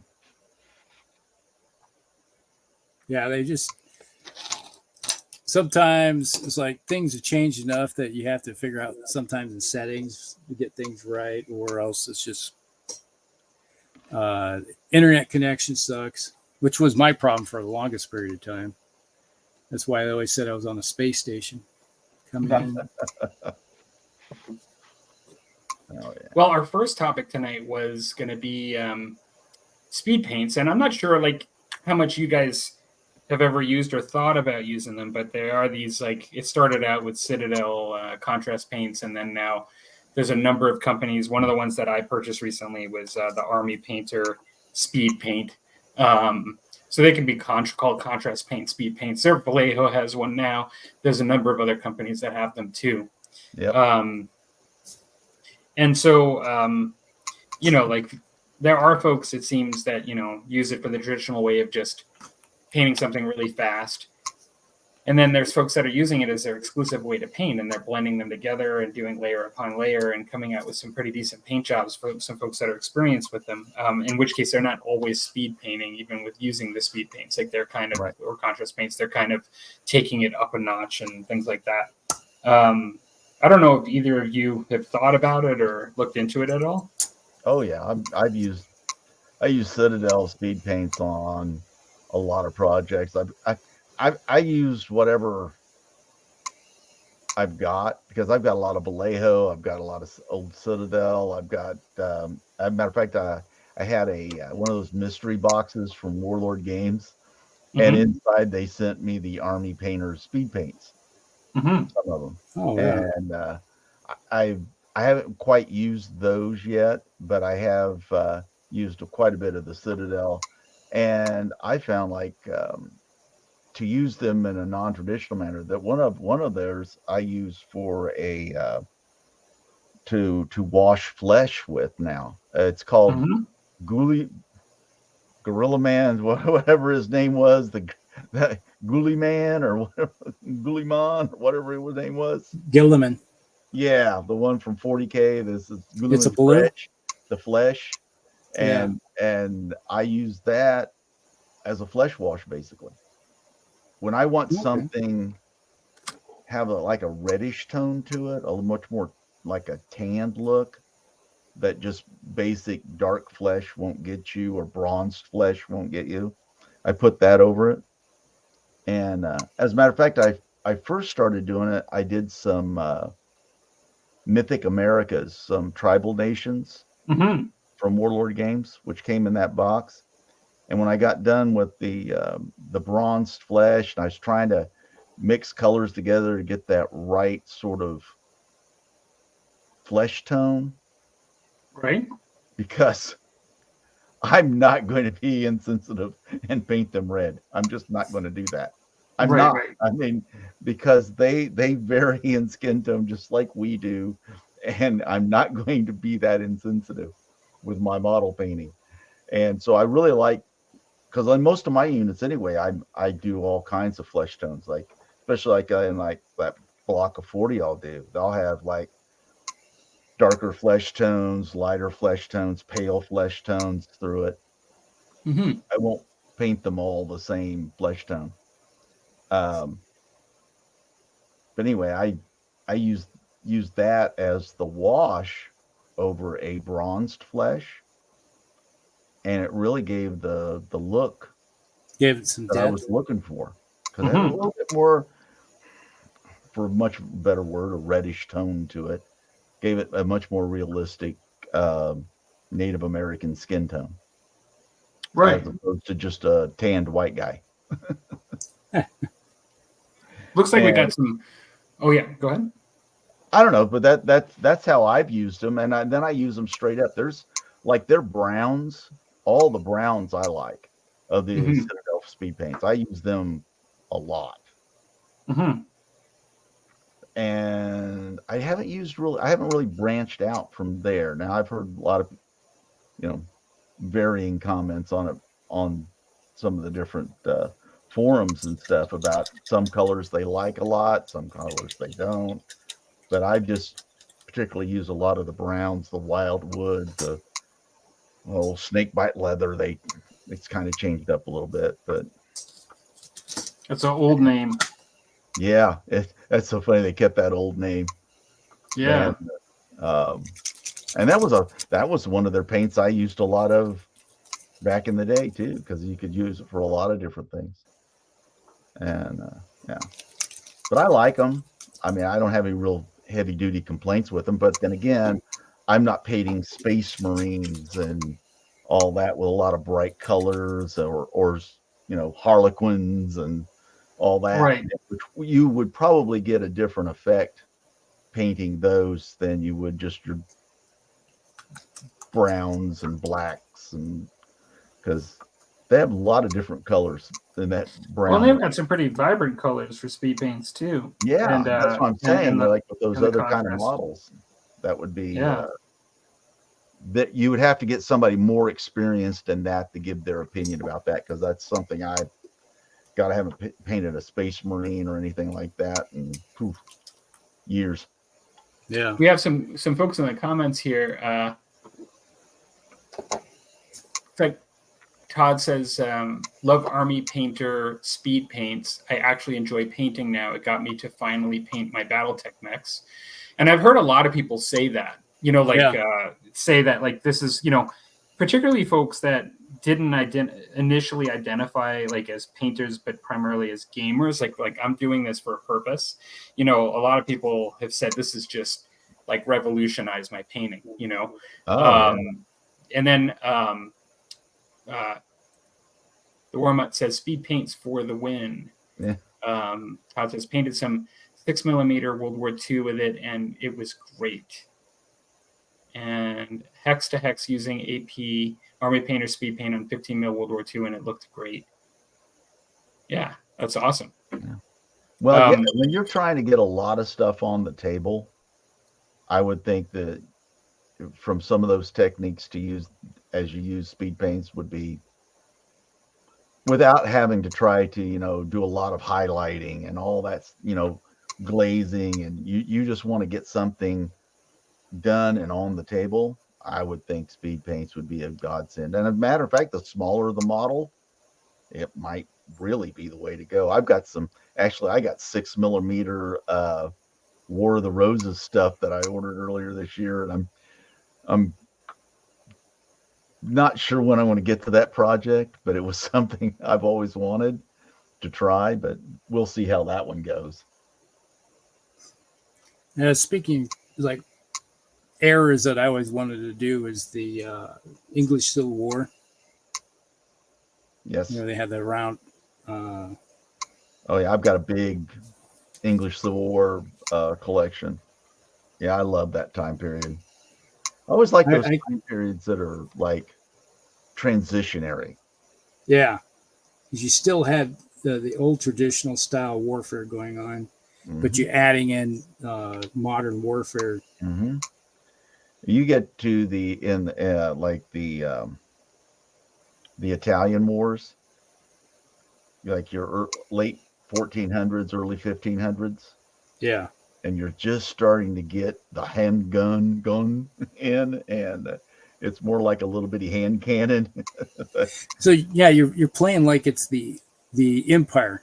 Basically. Yeah, that was one of that was why that was my very first army that I ever purchased, the Empire, for fantasy, because it felt like that era. Yes, very much so. Yeah, because at that point in time, everything was still in play. Poor Rusty. Oh no, he's vanished on us again. Got him. There are different ways, like you were guys talking and using them. What I was looking at, because I'm new to it. Oh, there he is again.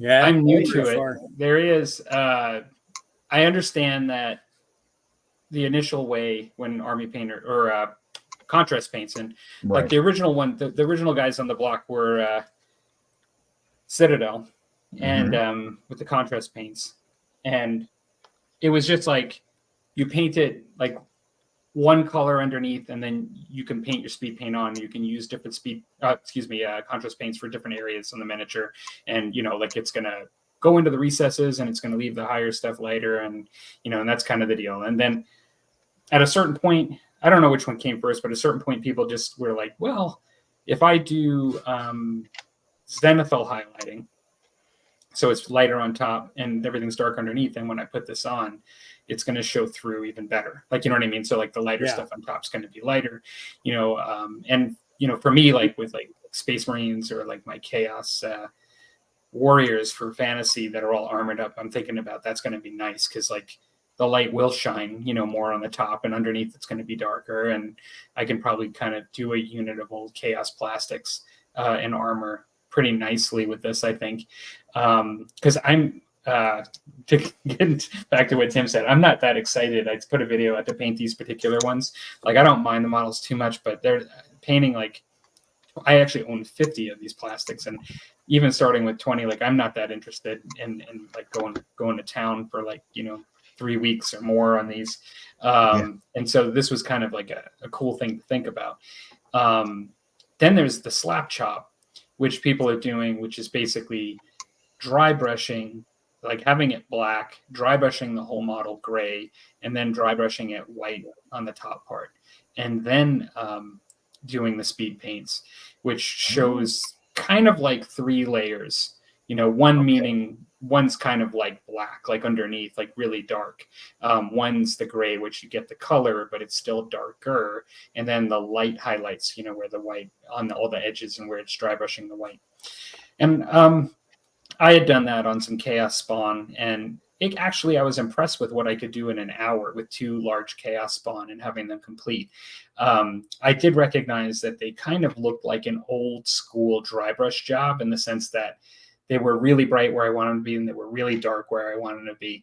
There's ways of maybe undercoating instead of black, another color that's in between, and having them so it's not as shocking. More of a blend effect to it. Yeah, like you have a gradation, like there are ways of doing that, and I kind of looked at it and I was like, yeah, this is an interesting tool. I mean, it isn't the same. Sometimes it's hard to take a step back on quality when you've been working so hard to improve your painting skills for years, and now all of a sudden you're putting out stuff quicker, but it's not of the same quality. And it's hard to sometimes justify that. But I don't know, like I've seen what some people do, and you could get a pretty good, there he goes. You could get a pretty good, I think with enough practice, you could get some pretty good miniatures on the table to blend in even with your character models. And and use some extra colors and do some extra things with them. Sometimes people will use regular metallics instead of the speed paint metallics, just to do those, because they're not everybody always likes the metallics, it seems, that are speed paints and contrast paints. But I'm of the impression that there's a place for it within the hobby. So I don't know. I mean, it's just another useful tool that, and like all tools, they have their time and their place for the effect that you want to have done. I mean, so what's really fun is watching a lot of people, how they experiment with it and get the different looks and it's like what you were just talking about. Is like, I'm going, oh yeah, okay. It was like I hadn't even ever thought about that layering effect with it. Mine was more of a, a hammer method. Let's just put it on and see what happens. I saw a guy do a Bloodthirster that's kind of does a lot of speed painting videos, and he primed it in a darker red, the whole miniature, and then he uses makeup. It seems like makeup brushes to dry brush, and he's got the dry brushing down. Like it's not even, he does like circular dry brushing, like, to not have it as harsh in just one direction. And like he has this whole method, like, and he worked up the reds from the dark reds with the dry brushing. And, by the time he was putting the speed paints on, it did not look harsh. It did not look like an old school dry brush, and like I like old school painting too. I'm not, like that. I don't mind the spawns that I did, but I guess the thing that I saw with it is that there's different places you can take this. Like it's not just like the old school dipping. Like where we used to just dip it in and throw it. Yeah, like it's not off. Like blowing it off. Yeah, no, it's not. I hated that. It's not like just a one-way method. Like you can really use these in different ways, it seems like. Yeah, they're a great tool. I was wondering what they were what that was all about when they first came out, and after I used them a couple of times and found out, okay, they do what they say. But then again, I don't have a lot of experience painting a lot of bright colors with them, so I will excuse myself from that part of it, because I have no experience. Like bright yellows, I don't know how the bright yellow would work. Yellow's a difficult color in itself, let alone. Well, I think it works pretty good actually. Some of the yellows work really well from what I saw. Like I actually painted 2 Chaos Spawn, and one of them was not an overly bright yellow, but it was kind of a yellowy, it was a greeny yellow, and it was meant to be like a kind of a brighter Nurgle yellowy sickly color. And then I also used one that you're supposed to use like from plasma guns, like it's like a really bright blue. And I used that all over. It's the main color for a Chaos Spawn, and it worked. Both of them, they popped really well. I mean, like the coverage was excellent. Cool. Yeah, no, I was pretty impressed. I do think that I have some room for improvement with using them, but but I was impressed. I thought it was pretty neat. Yeah, I look at them often. Some of the other colors like blues and greens I could use, and maybe some red. But I haven't pulled the trigger on it. I think I'm going to have to. But then see, I've got those army painters I want to try too. I've got several colors of the army painter speed paints, so I might work through those first before I, venture off and get some more of the Games Workshop Citadel speed paints. Rusty says that he lost internet. Uh-oh. Is it storming out his way?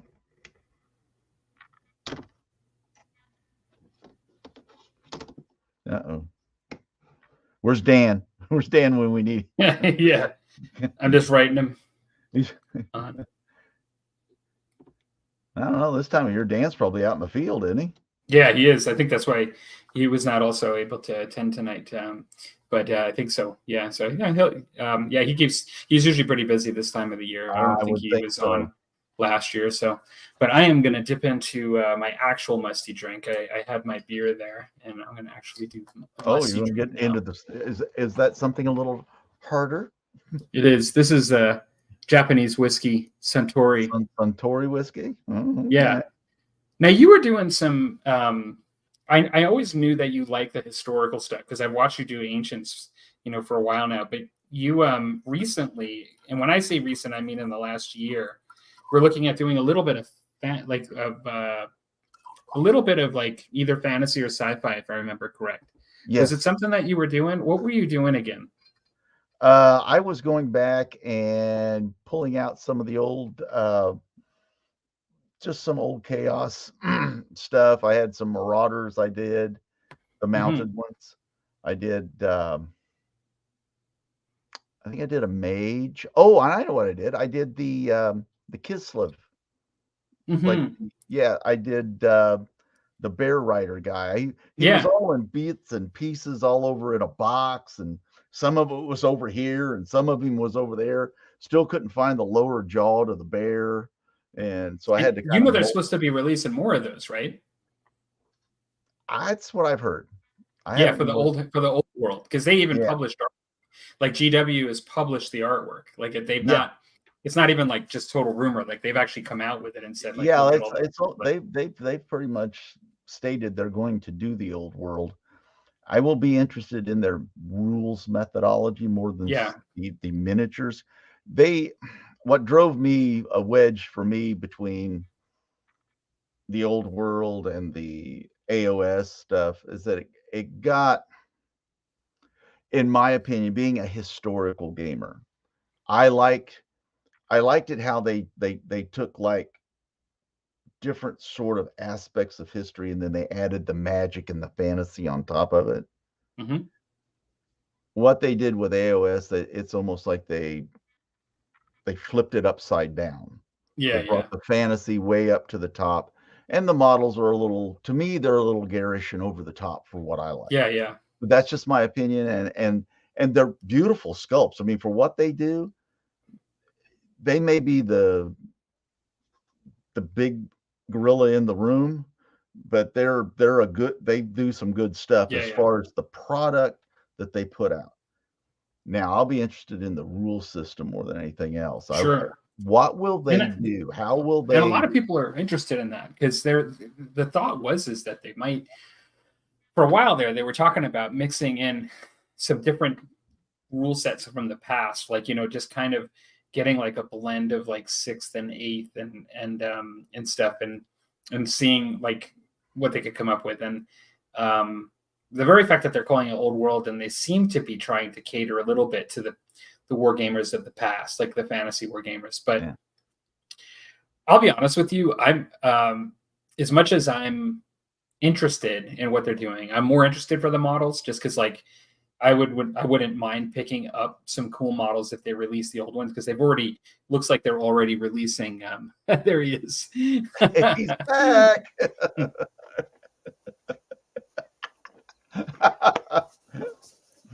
Yeah. So it looks like we're talking about the old world. We've moved on.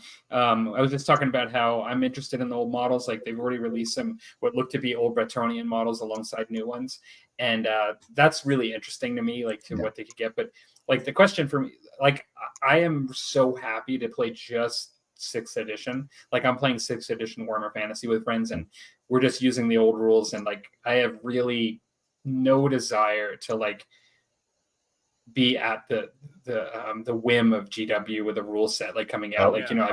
I'm totally content with the old game. I know what to expect, However, I am interested in what they do, but I'm more interested in the models at this point that they might release. I think that's what it comes down to. Maybe they'll prove me wrong and maybe they'll come out with like a really cool rule set that's, worth a look at, if I can use my old armies. Well, that'll be the draw for the older players like Rusty and I, who have been around a long time and have a collection of old guys. I got ogre. I got rid of like 7 of the 10 models of the armies that I had. I still kept my ogre kingdoms, my chaos, and my chaos warriors, and my empire. Yeah. And really, parts of my empire got sold off, and I still have like more than I'll ever use. Right. But- right. I sort of helped your chaos expand a little bit. I mean, we. I'm sure we can work out a deal. Matter of fact, when I opened that box full of BattleTech stuff, you were the first person I thought of. Oh, I forgot I had all these. I wonder what Rusty would think. More the merrier, right?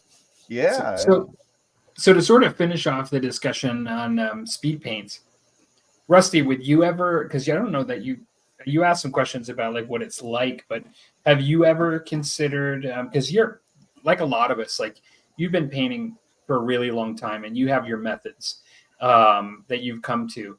Would you ever consider trying out speed paints? Yeah, definitely. It's like after seeing that American Army the other Tuesday night, where he spray painted everything with Xandri dust, then he used speed paints with all the different colors. It wasn't a good exact historical look for the American troops, but at a distance, sitting on the table, they're perfect. Mm-hmm. So I could seeing it's like if I needed to paint up, it's like I just started off in, let's say, bolt action, and I had, let's say, 70 or 80 models I needed to paint up. I could easily see myself doing that just to burn through them, just to get them on the table. Because we were assembling stuff, as I said, I primed a whole bunch of it today, and somebody said, well, just put them on the table. And I said, as a rule of thumb, I do not put anything on the table to play with unless it's painted. And they looked at me like, because everybody that's playing there, bolt action, only one guy had some painted stuff. He had a couple squads of Americans that he painted up, and they just kind of look at me like, what? And they're like, no, I don't play anything unless it's painted. It's like, it will not go on the table. Right. It's just, that's the way I am. Because back in the day, back in the 90s, is that the one game shop that we played at, you could not put anything on the table unless it was painted. That was the house rule by the owner.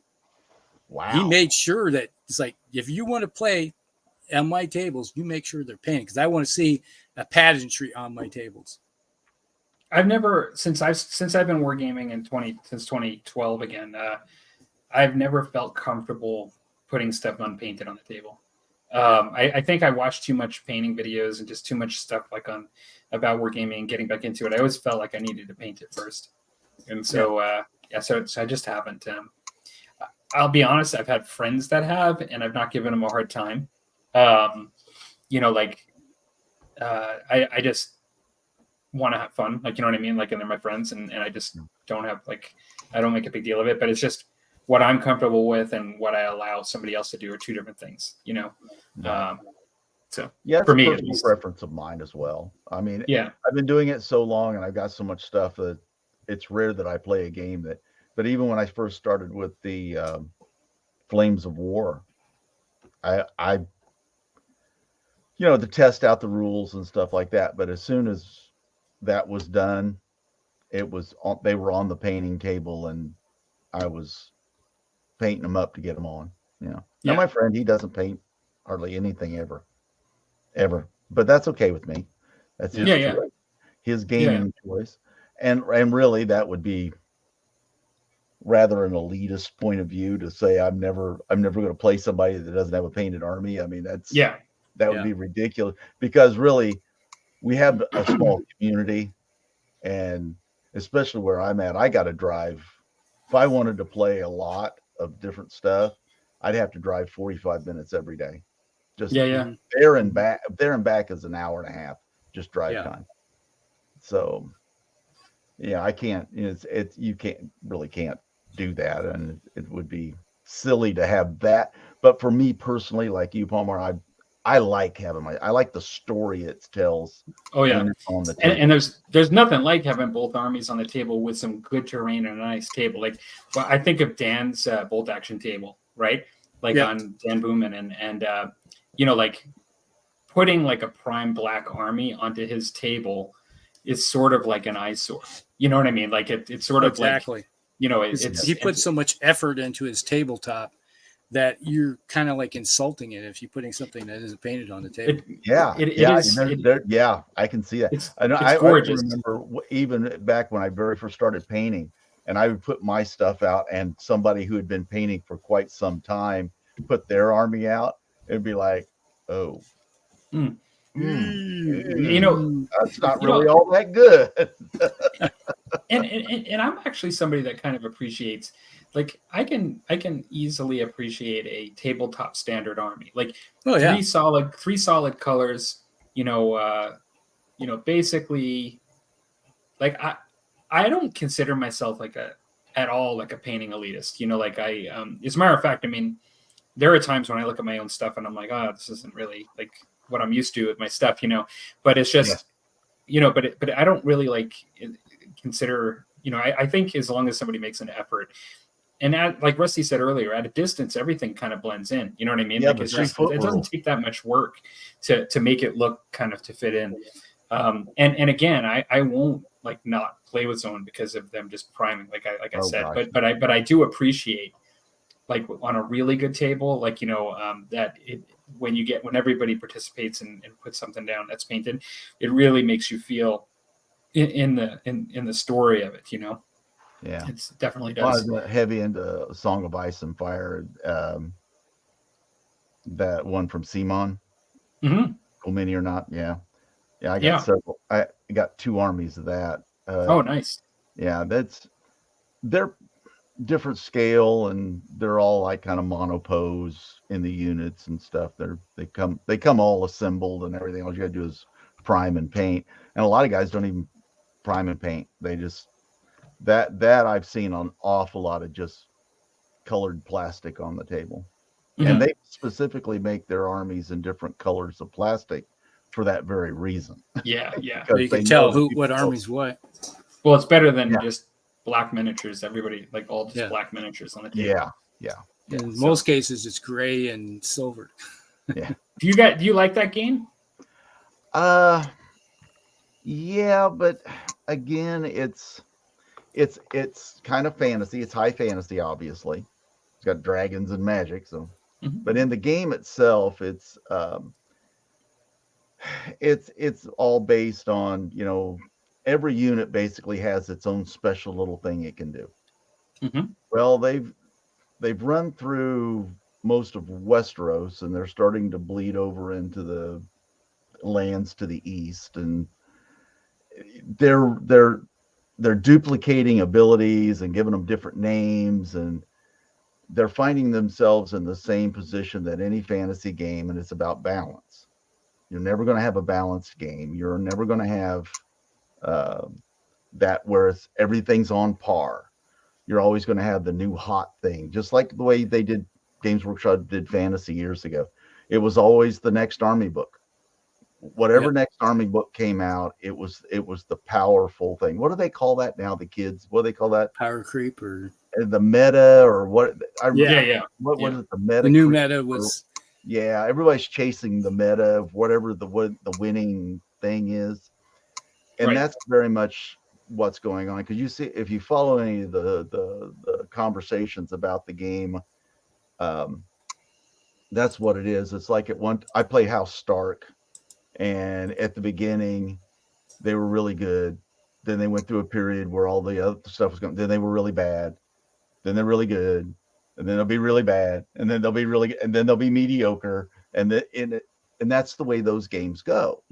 And you have to be okay with that ebb and flow of the army that you choose to play, or you'll be like a lot of people. They buy it, they play it, the new rules come out, they junk it, they get the new hot thing that come out, right, and so you see an awful lot of just plastic on the table. That I could never handle.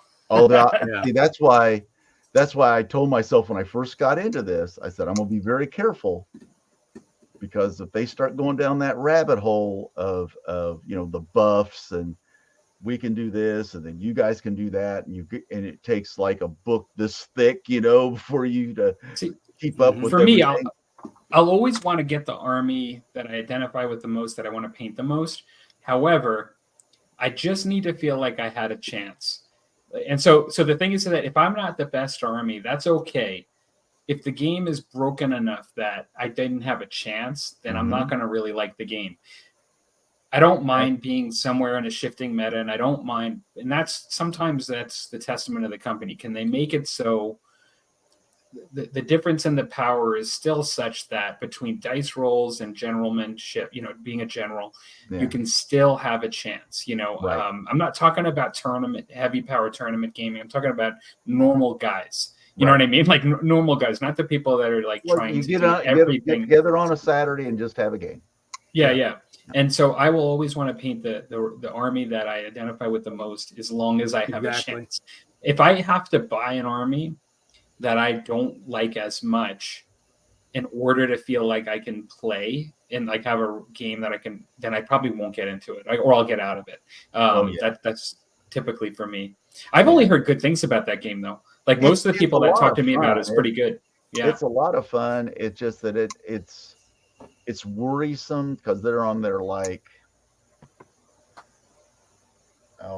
they've changed the way they do the rules, like third or fourth kind of iteration of the rules. And they do the rules online, or so you can just download them? Yeah, you just download them. Yeah. Okay. So it's not like you have to go out and buy a new book every year. See, and it comes with a lot of cards and stuff, and they got to the point. What really angered me the last time was that they came out with these box sets of the new cards that go with the new rules of the game. And by the time our store got them and I bought them, I had them for a month, and then another set of rules come out. That's crazy. And hardly any of those cards were worth anything. Yeah. Oh, that torqued me off. Oh, I see, and I hadn't known it, and I went to a game store to play in this sort of campaign thing, and they said, "Oh, that's an old card. You can't use that." I'm going, I just bought it. Yeah. Old card. That's insane. But you can go. That's one of the reasons why I like the old editions, playing like Warhammer 6th and stuff, is for what you're talking about. But I play games like that too. Like I play Star Wars Armada. I play Marvel, like the Marvel game. Right. And they're starting to get into that too. And I think it's just how much do they do it? I mean, like, if I really like the game, and I really like the game, I don't have a problem once a year spending $40 or something, like, $30 to just keep at it. A lot of people disagree with me on that, but there's a certain amount I'm okay with. But what you're talking about, like, where you just buy it and it's already gone, and like, and it's just like constant having to keep up, like you're treading water to, like, the rules are coming at you and you're like, what do I got to do this week? Like, I to play a game, yeah, I don't like that. I really don't like that. Well, and I've always thought we've taken the special out of the game. Everybody wants everything that's special for everyone in everything in the game. Yeah. Every unit has to have something special. Every character has to be special, so to where special is the norm, and so there's nothing special.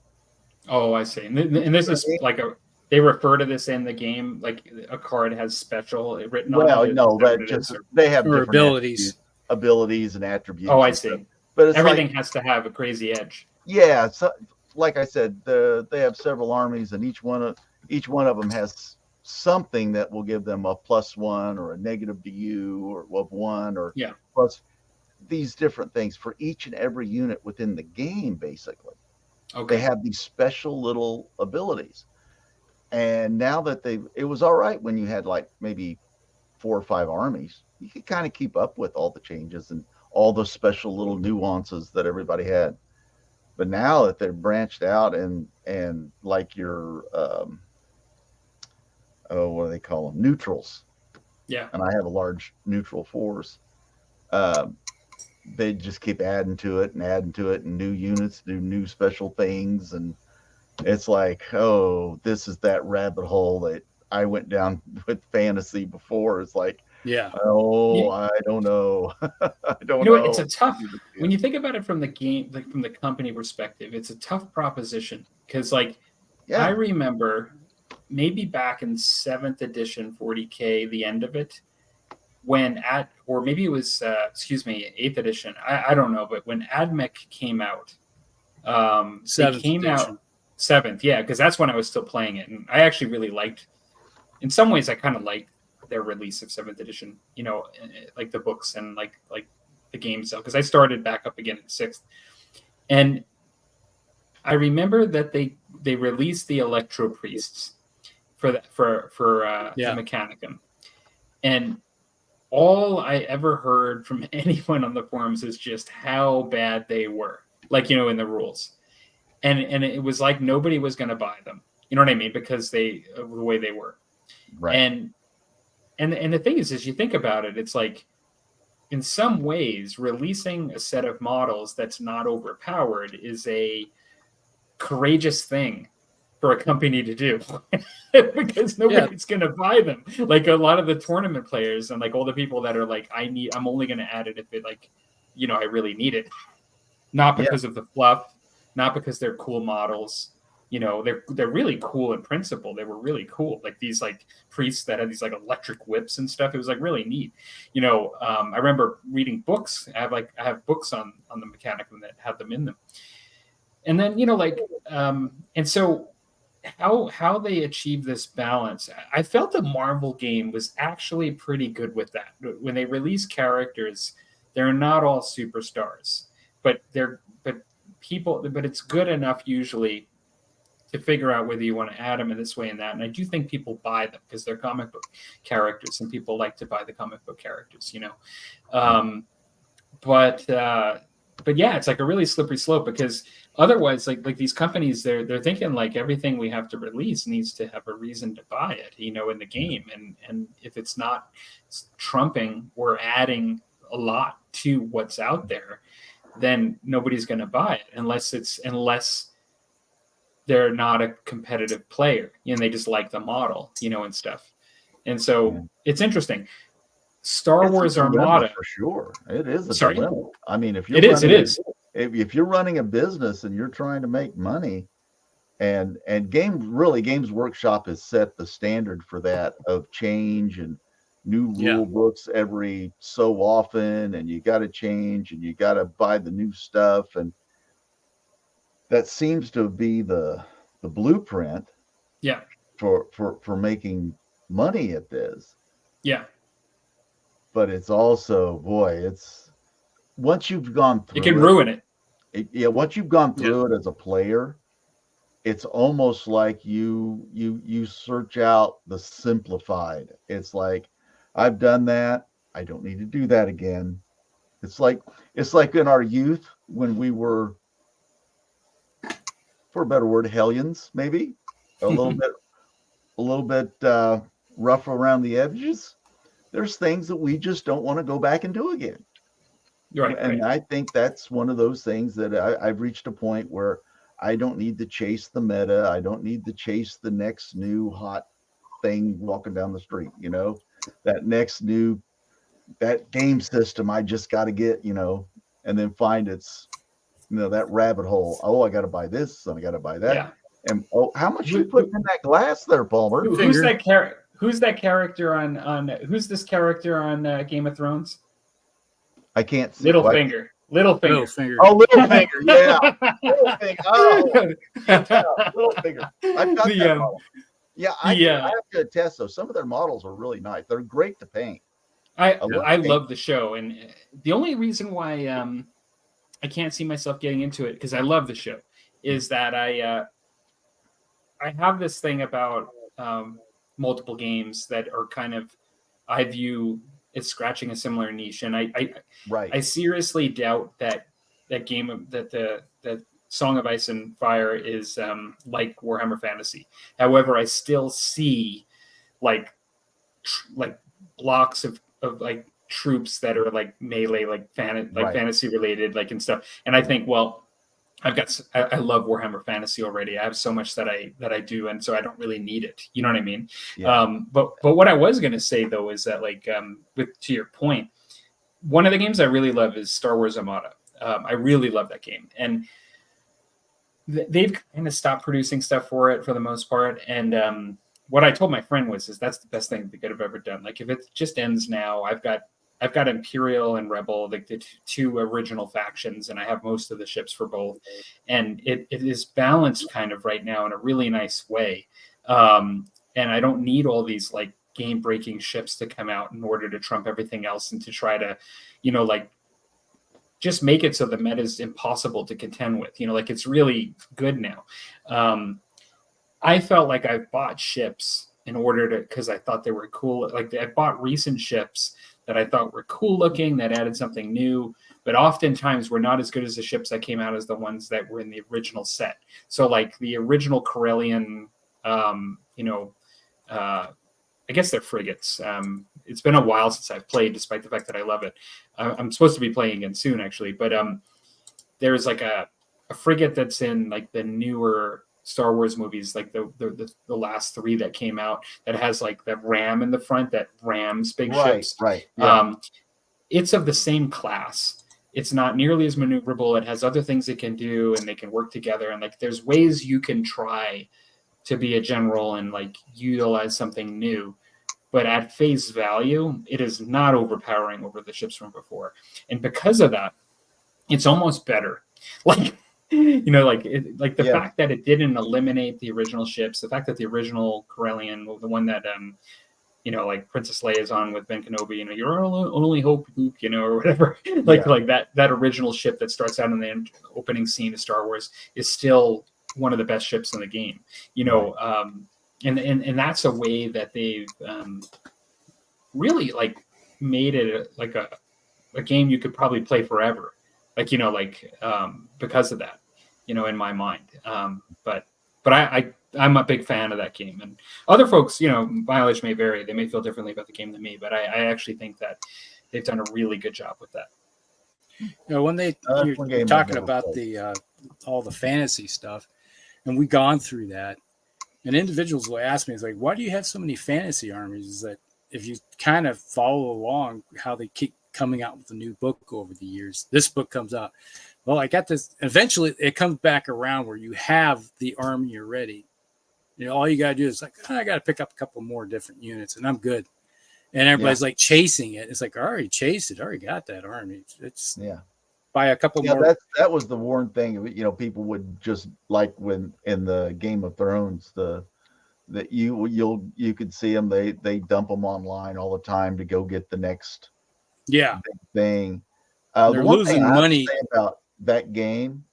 What I think they got right in their mechanics were their unit footprints on the table. They're all the same. Mm-hmm. You have four models in a cavalry unit, and you'll have 12 guys in an infantry unit, and everybody's the same that way. The footprint is all the same. You don't have to worry about something being like super large or a bunch of tiny little things. Everything's pretty much the same. Oh, that's good. I do like that aspect, as it really works well within the rule system, the basic rule, not the stuff that goes from unit to unit. But I really like that concept. Kind of like Kings of War, didn't they do that, where everything was just a footprint? And it's kind of what I like about Hail Caesar so much, is that it's about frontages, and then everything else you can blend in the way with some artistic detail in the back, or as many troops as you want. It's all just about how large the front is that describes the unit. And I really thought they did a really good job, CMON did, doing that part of it. I'm just worried that it just has that feel now of that grinding out a new rule book, a new set of rules, a new set of cards, the new army, I just feel like I'm with the little hamster wheel, you know. I'm just running as Yeah. fast as I can, you know. Just Well, that's trying the to way I keep felt up. with AOS. When you were Yeah. talking about AOS before, you were preaching to the choir. I tried to give it a shot, and you know, like I was Yeah. really impressed that they came out with they allowed me to use my Git mob grots. Like I had just goblins, and I just Right. wanted to use my regular goblin army, and they allowed me, you know, to use that to start. You know, it wasn't a greatest army, but it was good enough, like, you know, to play. And but then they started coming out with the new armies, and then they started adding to this, and every time they'd be like, oh, like, you know, if you get the Bone Crusher Orcs, you can use the Git mob, but you can't use the Bone Crusher Orcs with the Git mob if you own, you know, as the primary. You can't be the primary Git mob and add those. And the Bone Crusher Orcs and like all these other guys were so much better, like the ones that were adding out. And I was slowly but slowly, like I felt like I was being squeezed out, you know, with my original models. Yep. And they were actually squeezing you out slowly. Yeah, and they actually did do a lot of things just to eliminate them. And but you know, I played the game, and although I actually had fun with my friends because they were my friends and we were able to play a game, like I realized pretty quickly that this wasn't that great. Like, you know, like this was just okay. Like, you know, I was having fun with friends, but it was not. And then I had to like use an app to see the changes to like my model, and then I had to like, you know, there was like other things that were being released and things were changing, and I was like, we just kind of drifted off from it. All of us drifted off from it. Was it like, did it have like cards and stuff you had to have, or like? I thought it was mostly on an app, but I'm not sure.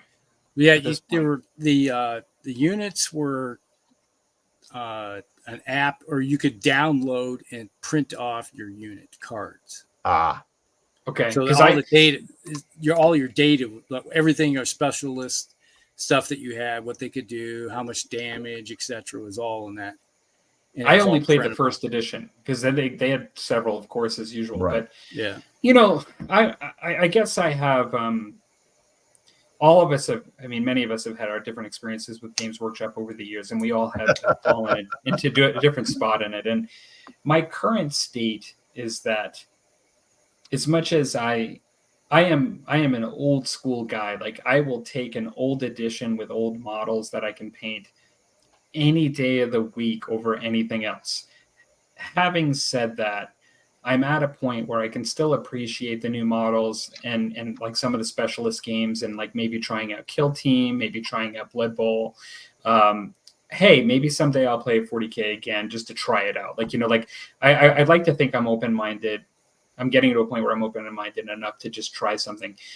But I'm not a fool in that I know the company I'm dealing with, and I know that if I play the 40K game, that there's a potential for all the stuff that I don't like to happen. You know, like I do know that, and that's why most likely I'm interested in contained games like Kill Team and Blood Bowl a little bit more than the stuff that I don't want to get on the drama like roller coaster, like in all the stuff we're talking about. You know. Yeah.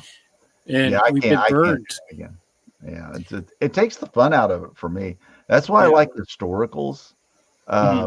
It's like a guy is a guy, you know. Sure, you might have some an elite unit or two or something, maybe less than maybe only one, you know, and the rest just a bunch of guys. Yeah, you know, and you know you got to deal with what you get. But instead of like, you know, I have a whole unit of superheroes and super champions, and like, oh my god.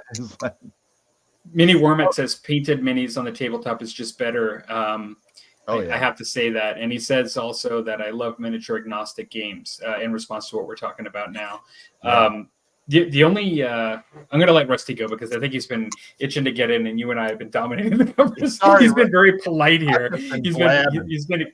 I think you and I have both kind of just been like so passionate about this one particular topic. But Rusty, you go ahead. Well, I was just say, just Tuesday night, I had an individual. He was over there playing Star Wars Legion, and he was looking at all the bolt action stuff being played, and he was like, I don't think I could get into another game system and have a bunch of miniatures, and eventually they go, I can't use them again in case that game disappears. And I said, And I said, well, one of the nicest things about historical miniatures, they don't go out of style ever, because That's right. they're in an era. It's like I have games, like I'll just right back here, I have my Battleground Easy 8 miniatures that I was using in the 90s and early 2000s that are still on the table because they're historical. The bases may look a little bit different, but that doesn't matter in the game. You know, they're not carrying it. The footprint's about the same, I think. So I was telling him that, and he said, I have miniatures that are almost 30 years old, and I'm still using them. It's like they've gone through different game systems. The rules will change, but the miniatures don't. It's like historically, because they're stuck. They're in history. And then when you think about all the different, like I was going to say earlier, is that we've been burned. The number of times we got burned by like Games Workshop. You get stuck into a system. It's like, man, this is the best. They finally, I think about 40K, 7th edition. It's like, man, I love 7th edition. And then they made it Sigmarine and changed it to add it to like Age of Sigmar. And I was like, you guys just blew it out of the water and destroyed it. And there's other guys, oh, it's finally, it's good. And I was like, no, it sucks now. It's like, it's like, it's hard. You know, like you get jaded in a way. You look at something and it's like we were talking about earlier. I kind of missed a lot of the subject about the new, because I came in at the tail end with the new Warhammer Fantasy that they're coming out in January or February or something like that. Yeah, something like that. And that's the Old World? Yeah. Is that when it's coming out? Yes. Yeah. Sometime early in 2024. Wow. Yeah. It could be March, possibly. But I was chatting with Dan, and I said, what do you think about getting? He said, I'm not sure if he's going to get into it either. It's like, he's going to look at it, see if it's interesting or not. But we've been burned too many times about getting into a new game from Game Workshop that was like, I think I'll just save my money. You know, I think for us at this point, a lot of Games Workshop can be nostalgia too. Like all three of us have played Games Workshop games in the past. And, you know, once you love something, you always want to try to find a way to love it again. And like once you've been there, you will always identify. So like if you started playing 40, like I started, my introduction to Games Workshop was Rogue Trader. Okay. Yeah. And so a little bit of badge of honor. I love actually the fact that that was my first game, you know, that I played, and that at the time of my life as a young 17 very young guy. Yeah. 17, you know, playing Rogue Trader, not knowing anything about like, I was totally into D&D, but I knew nothing about miniature wargaming. But so just when you have a really bad experience with Age of Sigmar, just when you felt like you could never play another 40K game again, they come out with Adeptus Titanicus, you know, and I never bought it, but I kind of wish I played it, you know, but I never bought it because I just didn't allow myself to get sucked in. But it looks cool. Like it looks really cool. Like it looks like something that was needed at the time. Like it just has so many cool models. It looks so majestic on the table. I love Epic from when I have played it. And so, yes, like that is amazing. And it really draws my eyes towards it. And I've never played Blood Bowl, and Blood Bowl has so many diehard fans, like, you know, playing that. And it looks like a fun little game that takes little investment, you know, compared to other things. And I could just get into that and just play it. And now they're doing the Old World, and it's keeping me interested, you know, like, and looking at it and saying that, you know, like it looks cool, you know, despite everything. But we've all been burned too. Like we all know that, like, it's like all my friends told me so. I should not have done it. You know what I mean? Like, and so like we're balancing on this edge, but none of us stop looking because we all at one point have that nostalgia when we love the Games Workshop stuff, and it has the mythos, you know, and the stuff we connect with that nobody else around us when we walk around knows, like normies, you know, like none of like, we know what it is. We know what it is, but the normies don't, you know. The normies don't know the secret. No. And I don't know. That's the way I feel about it. If I had to encapsulate those muggles. Yeah. Like I'm excited about second edition. I was talking to actually Tim. I don't think you were on the show when we were talking about it, but my friends are looking at starting second edition 40K. So like right after the first edition after Rogue Trader, and we're all And some of us are probably going to get models that are not original to that edition, and I have models that are like really early from that edition. But we're all going to just play the second edition, you know, like, and just, which is just so dramatically different from what even 6th or 7th edition. But we're just going to play that. We know nothing new is coming out. We know there's no surprises. And it's sort of like a kind of a simplified lower model count kind of game. And we're all excited. We're like, we're going to be playing 40K. Like we're all like, we're going to be playing 40K, but like, we don't have to deal with all this other stuff. and it's fun. Yeah. I didn't start 40K up until I think 4th edition. I did 4th, 5th, 6th, probably 7th. I think 7th is the one where we started kind of questioning what in the world. And then when they came out with 8th, it was like, oh, sorry. Because I had Primera Space Marines and and it was, I thought, oh no, I can't do this again. Yeah. I got to rein myself, and no, I can't take the heartbreak again. I just can't take it anymore. Yeah, I started back. 40K was Rogue Trader. That's when we played that, and I played all the way through up to 8th. And when 8th came out, we tried playing it, and I think we did about 3 games of it, and eventually we just said, "Oh, heck with this!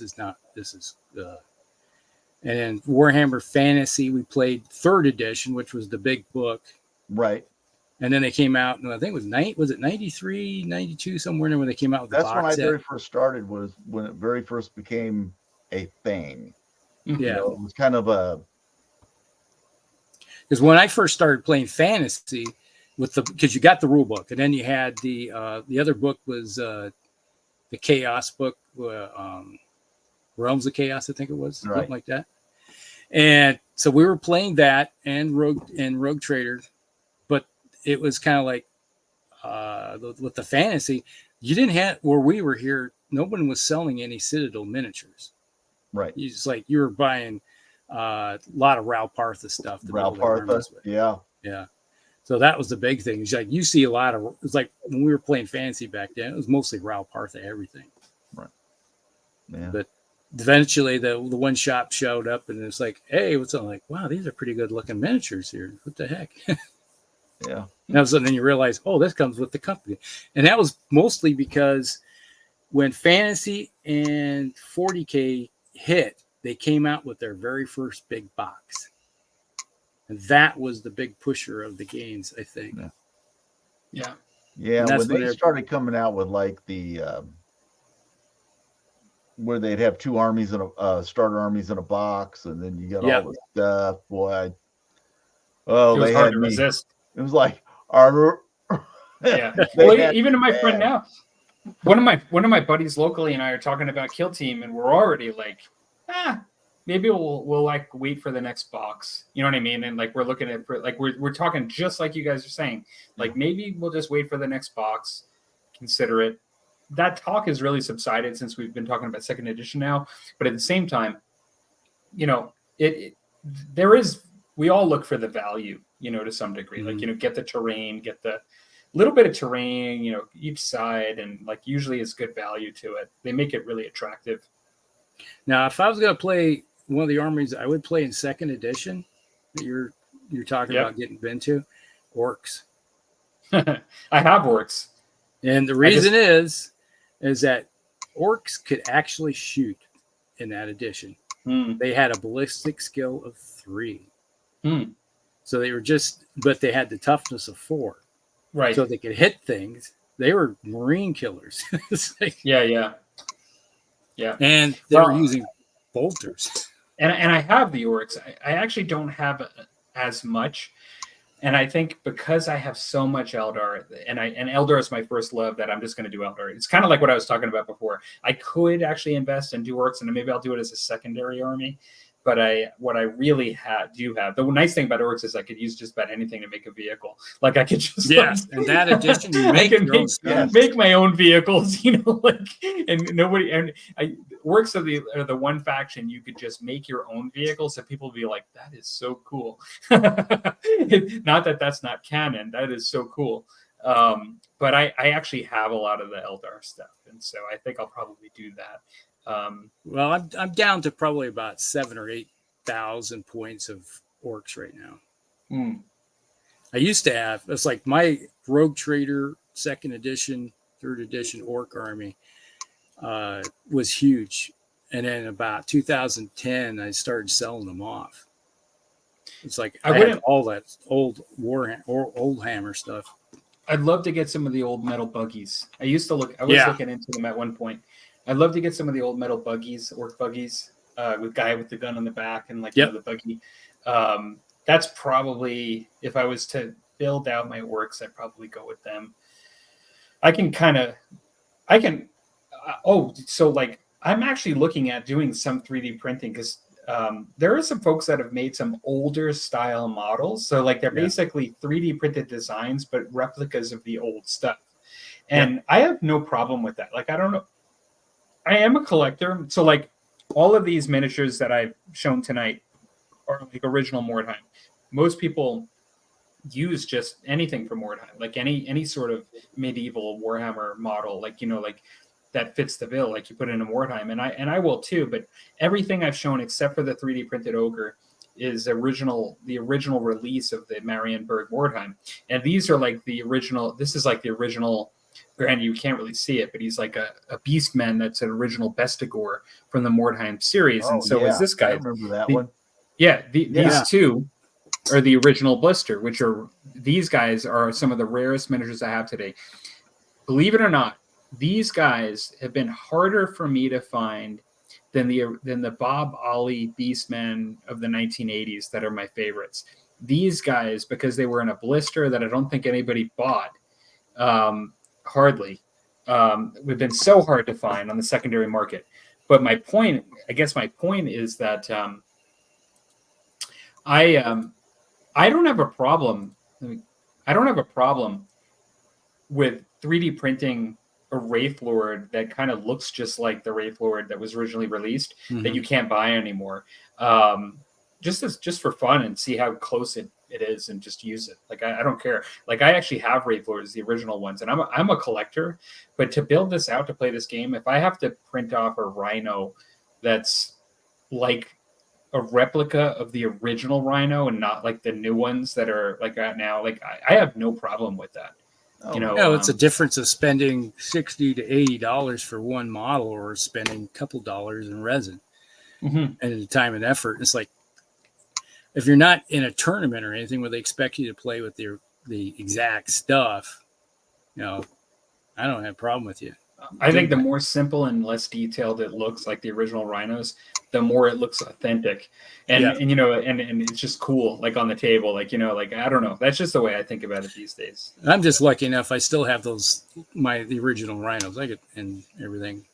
So in my armies. Yeah, no. And I'm lucky. I mean, I've been collecting and I have a lot of original stuff too, but I have no, like I said, I mean, I bought an original Warwalker. I have four Eldar Warwalkers that are from the Rogue Trader 2nd edition era that I'm going to be painting on the channel soon. Oh, the metal ones.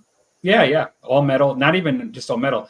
The thing that you have to look for those guys is the scatter laser, because the scatter laser on everything that was sort of like, I don't know, I'm going to say 5th edition up, maybe 6th edition, 40K 5th edition, maybe even before that. Was very elegant looking. It was like a triangle with these lines, but the ones from the Rogue Trader era were like fixed tubes that were slapped together. You know what I mean? Like, it looks really more rough. Like a Gatling gun in some way. It looks more like a Gatling gun, and it's like really rough looking, but that's the original. And so basically, like I have no, like I collect a lot of old stuff, as you guys know, maybe from watching my channel, but I have no problem with printing some of this stuff too. Mel, who comes, in the chat here every once in a while, I'm surprised he isn't on tonight, but his brother Tim, he has a large Eldar army and if you want to see a whole bunch of Rogue Trader era Eldar army, he has them. It's like he's got boxes of them in his trays of just. And like he probably got about 5,000, 6,000 points worth of old Eldar, the old lead. Still, So it's kind of cool when you see him when he brings it out Sure. when you play. I'm sure it is. I'd love to. If he ever does bring it out, maybe do a little showcase before the battle report of his army. I'd love to see it. Yeah. There's just something about the old models. I don't know. Maybe it's because we've been around so long. Yeah. There's something just so nostalgic about them that their imperfections are what make them perfect. Yeah. Well, everybody today has gotten so used to digitally designed plastic miniatures that, and they can do they can slap on so much detail now that some of the new stuff it looks so busy with everything on it.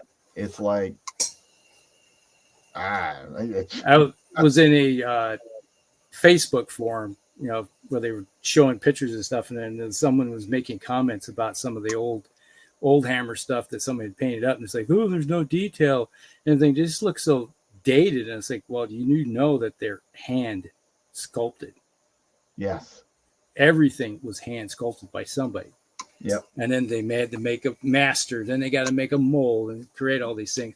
And now it's like somebody with a CAD machine designs this thing and creates this thing, and then they send it off, and then it's printed, and then they got the machine. It's like injection molding of it. They just don't know. The process was far more hands-on back in the day, and I know that tends to lend. It's like having a handcrafted piece of furniture or something. It's like you almost see their effort in it, as opposed to these things that have so much detail to them. You know that's not human design. You know what? Designed by human, but it's more, because you just can't see someone doing that with a sculpting tool. No, it feels computer assisted. Yes, it just has that extra. And you're right, it is. Like, you're absolutely right. Well, a good example is another one is BattleTech. Is that I have stuff from the 80s. What do you say? Oh, well. Cheers. All right, cheers. I drink my whiskey through a straw. So you got all these BattleTech miniatures that are originally made of lead and everything, all hand sculpted. Everything was hand sculpted all the way up to probably 10, 15 years ago. About 10 years ago, I think. And now they got the plastic ones coming out. It's like we traded, some of the original plastics. And now you look at the newest ones coming out from Catalyst, and it's like, wow, there's so much detail in these things that you just like, whoa. And, it's funny. Oh, go ahead, Rusty. Sorry, I didn't. I was going to say, have you got two different ones there, Rusty, with you? Have you got an old one and a new one? BattleTech ones? Yeah. Well, while Rusty goes off looking for that, like, I have to disconnect. I'll be right back. Well, what I was gonna say about that is, like, for BattleTech, as somebody that doesn't play BattleTech, like, I have the rules and I have the miniatures, but I never really got into it. Like, initially I was drawn to the original metal models, and that's what I have. Like, because of the fact that, like, for all the stuff we're talking about, like, I like the nostalgia of it, and I like the original metal models. But I finally kind of turned, and I don't own the new stuff, so, like, I'm not saying this because I bought it, because a lot of times as buyers, preference, like, once you buy something, you have to defend your purchase. You're kind of invested in it. Like, you have to defend why you did it. I had never bought anything new. I don't own any of the new models. But Rusty's putting this stuff down. But I actually think the new models look cool too. Like, I actually now kind of appreciate what they've done. So, Rusty, I'm just talking about my opinion on the BattleTech. Like, I bought the old stuff because I was initially drawn to the hex bases and the old school look, and all my BattleTech's old. As you know, I've never bought anything new. However, in watching Dwayne, like, and like you, and like with the new stuff, like, I've kind of come around, and I kind of realized what they did. And as much as I love the old stuff, like, the new stuff looks pretty good. Like, you know what I mean? Like, they've done a good job, like, they've had to evolve as a company. And And so I guess I'm sort of in the mindset that I don't mind either. Like I actually think, I'm sure there's always a decision on each model. Like in some cases it's like, in some cases like it's great. But for me, like I guess I can appreciate both. So what you got for us there, Rusty? All right, this little guy right here. That's a behemoth. This one's, I think, still lead. We're going back a ways. This would be 100-ton clan mech. Right. And the design, obviously this was all hand sculpted and everything. So it's not too bad when you're considering that it was actually hand sculpted. It's got some nice details in it. But being that it's very bendy. Yeah. And these arms I had to repair. It's like I took them the arms would break off.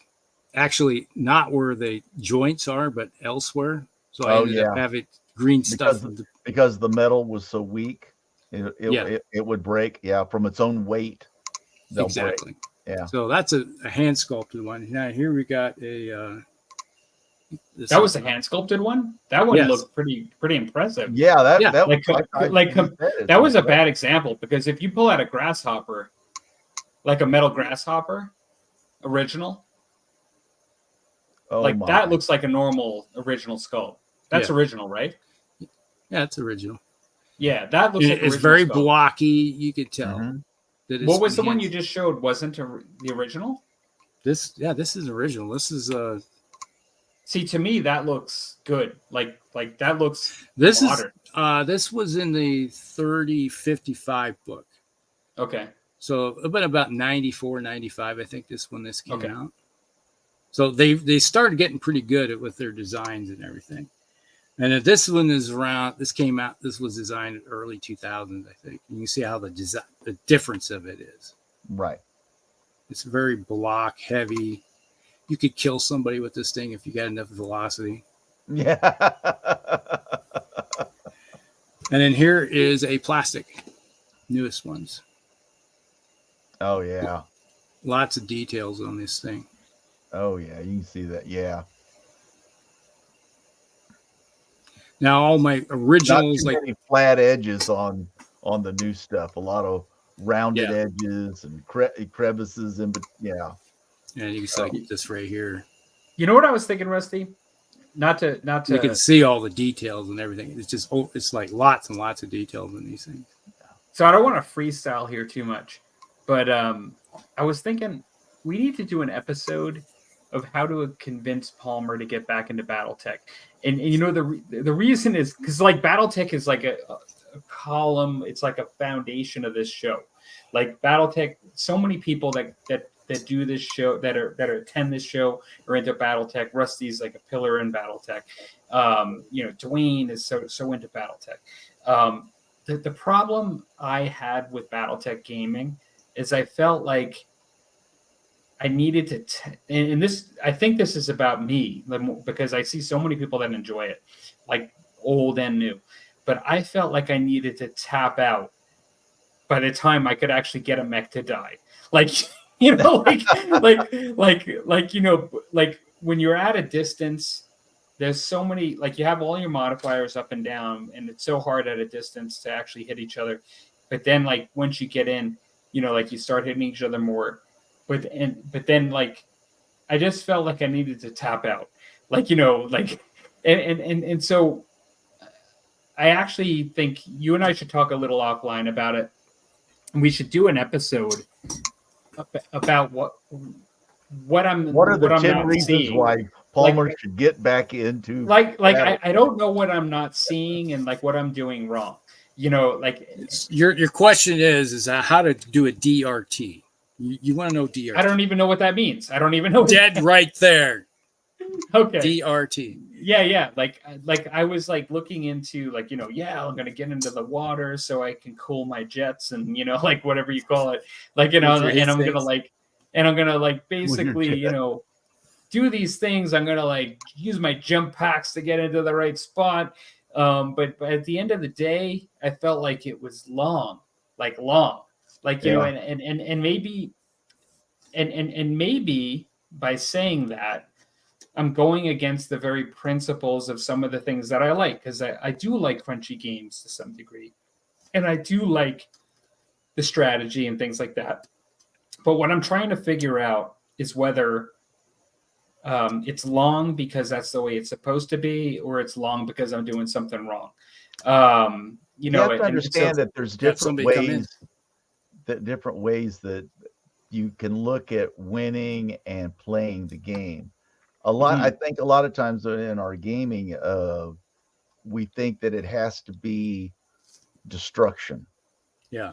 Sheer, okay, that mech is dead and gone. Okay. Or that unit has been destroyed per se. When in actuality, it can be just making it non-combat functional.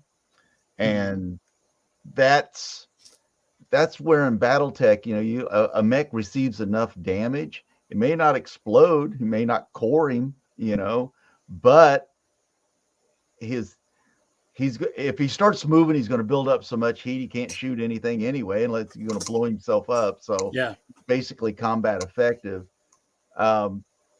Kind of look at it a different way instead of looking at it as just because somebody didn't get tabled or something like that. BattleTech's not that kind of a game. Yeah. It's a long, what would you call it? Like a long play. Yeah, it's actually, to be honest, BattleTech is more geared towards campaign settings. Oh, so that's how I always look. That's why you see all the games you're playing, they're in a campaign, and what you're looking for is forced withdrawal. Von Kennerham just popped in here. That's awesome. Yeah, Frazier. So yeah, it's like when you're playing, you do in the game. There's this mechanic now, and they call it forced withdrawal. If you get, let's say, an engine hit or a couple internals on your systems that will force you to being close to being destruction, we call it forced withdrawal. And that mech is like, oh, he's got to leave. He's got to leave the battlefield. He may be walking off the battlefield and throwing a parting shot behind him as he's leaving, but that mech is gone. He's pretty much he's combat ineffective now. So the combat ineffective mech, he's gone. We're not going to waste any more time on him. And what you're doing is if you can get that forced kill real quick, obviously the lovely ones is like, oh, I got a crit, and boom, hits the ammo and boom, he explodes into 1,000 bits. And then he's like, oh, scratch that one, move on to the next.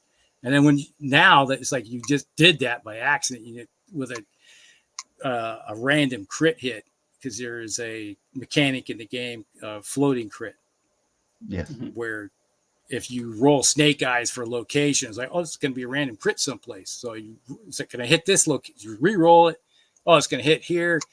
And then you see if you get a crit. And somebody forgot to shut the panel on the ammo bin, and it went right in and that's what it was like to say. It went supernova. And the lovely thing about that is now it's just like in hockey. It's like it's the 5-on-4 type thing. Oh, somebody got put in the box, type of thing. Yeah. And so now you got a slight advantage, and then you're pushing that where you don't have to kill everybody. It's like that that mindset of kill all to win is not necessary in BattleTech. So I was playing games on a traditional, like I only played the Hex. I wasn't playing like the newer stuff. And I was playing games that were like 2 to 3 mechs a game. And so like that, I realized that's different than what you normally play. And but I still kind of felt that. Yeah, if you're playing a game where you only got 2 or 3 mechs on a side, to me that takes forever. People don't realize that if you put a company on each side, the games actually go pretty quick. Like if That's you a lot of firepower going down range. concentrated firepower. Yeah, so you got Lance on one mech. You got these 4 on that mech, these 4 on that mech, these 4 on that mech. Yeah. Dead. And they're doing the same thing back to you. And it's like pretty soon it's like, whoa, things that like maybe they missed a little bit more than you hit. And the next thing you know, you got kind of a more of a force multiplier, and then you just start steamrolling over top of it. So when you're playing big lances on each side, Yeah. Now I realize we're like totally off. We're not doing our second topic tonight, but I realized that we segue into something totally different. Yeah. So you have your sheets for each mech. Yeah. And you have all your little circles you got to fill out for each one, and you are actually filling out like all your little circles. Yeah, the bubble in them for each mech. So like you'll have like 6 mechs per side. What's in a lance typically? 4. So like 4 mechs per side, and if you're playing clans 5, which is a star. But okay, but you're still filling out all your circles, making sure all the leg is filled and then the leg's gone. Exactly. Yeah. Okay. And the easy thing about the game is that I've been playing so long, I don't even think about it. Is I got my clipboard, and I got them set up by Lance, and we also use cards and stuff. So we don't use the rolling initiative and to see, all right, you go. And the hardest thing that in the game that drives me nuts is that you got, let's say, 4 or 5 guys playing on a side, and it's like, well, who's going to go? No, I don't want to go. You go. So that's why we use cards. That it's like you flip a card. That's your mech. You go. Sorry, I don't care. So let me ask you this: that speeds the game up. When I got back into BattleTech and I was doing those videos, I don't know if you remember that, Rusty, but I guess like we're not doing another episode just on this. We're doing it right now. Like we've just decided to get into it. Like so maybe we should. I don't really know, but. When I got into the rules, I bought these hardcover books, or at least a hardcover book. Is that the latest book still, or have they already released another? It's the it's not Time of War, but why am I'm having a brain lock? I can see the book, but it's sitting right there. But anyway, yeah, it's like BattleTech hasn't changed rules in roughly 15, 20 years now. I know that, but they still have published new rule books. But it's like an onion. The original rule book is still valuable, but they add extra rules. All the other books, it's like you can play with only this book, and then you don't need anything else. But if you want to add a campaign, let's say I have a campaign setting, we want to add a few more different rules, get the next book. You want to add the next book. It's like an onion, but it's all useful. Nothing supersedes. I'm going to share screens here. I just want to share screens for what. Do what? I know, I know. So I can do something that I'm not sure if we all can do it, but I can share my screen, and right now, this is what I have right here.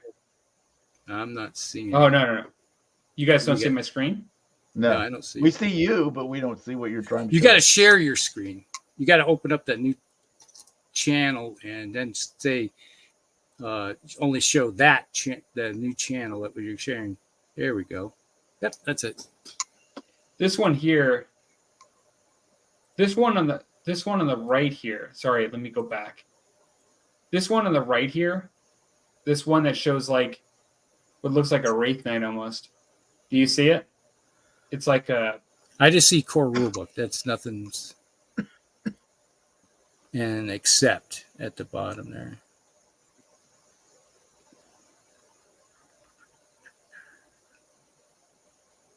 You don't. Do you see like All right, let me share screen here. I'm just go grab my books. We're gonna disconnect him again. Here. Do you see like a Google search here? Oh, okay. Tim? There we go. Yeah. Hey, Alex. Rusty.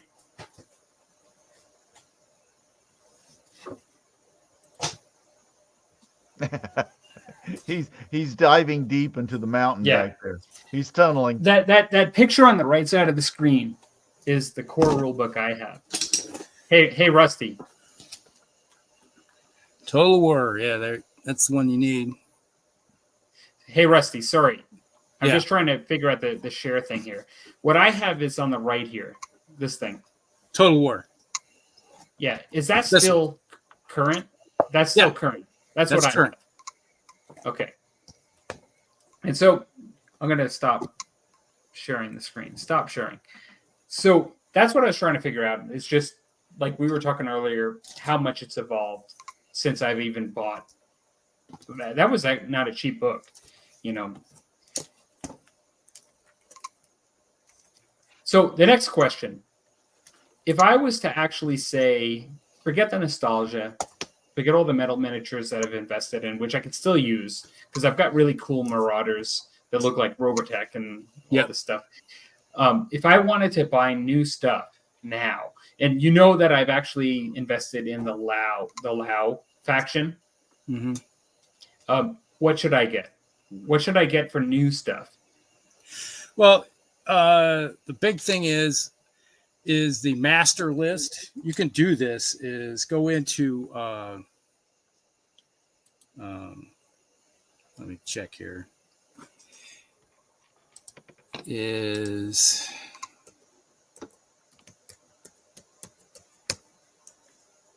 there we go. Let's do this one here. Sarna is one of them. You can go into Sarna, Sarna, Sarna. And you can sort mechs by faction.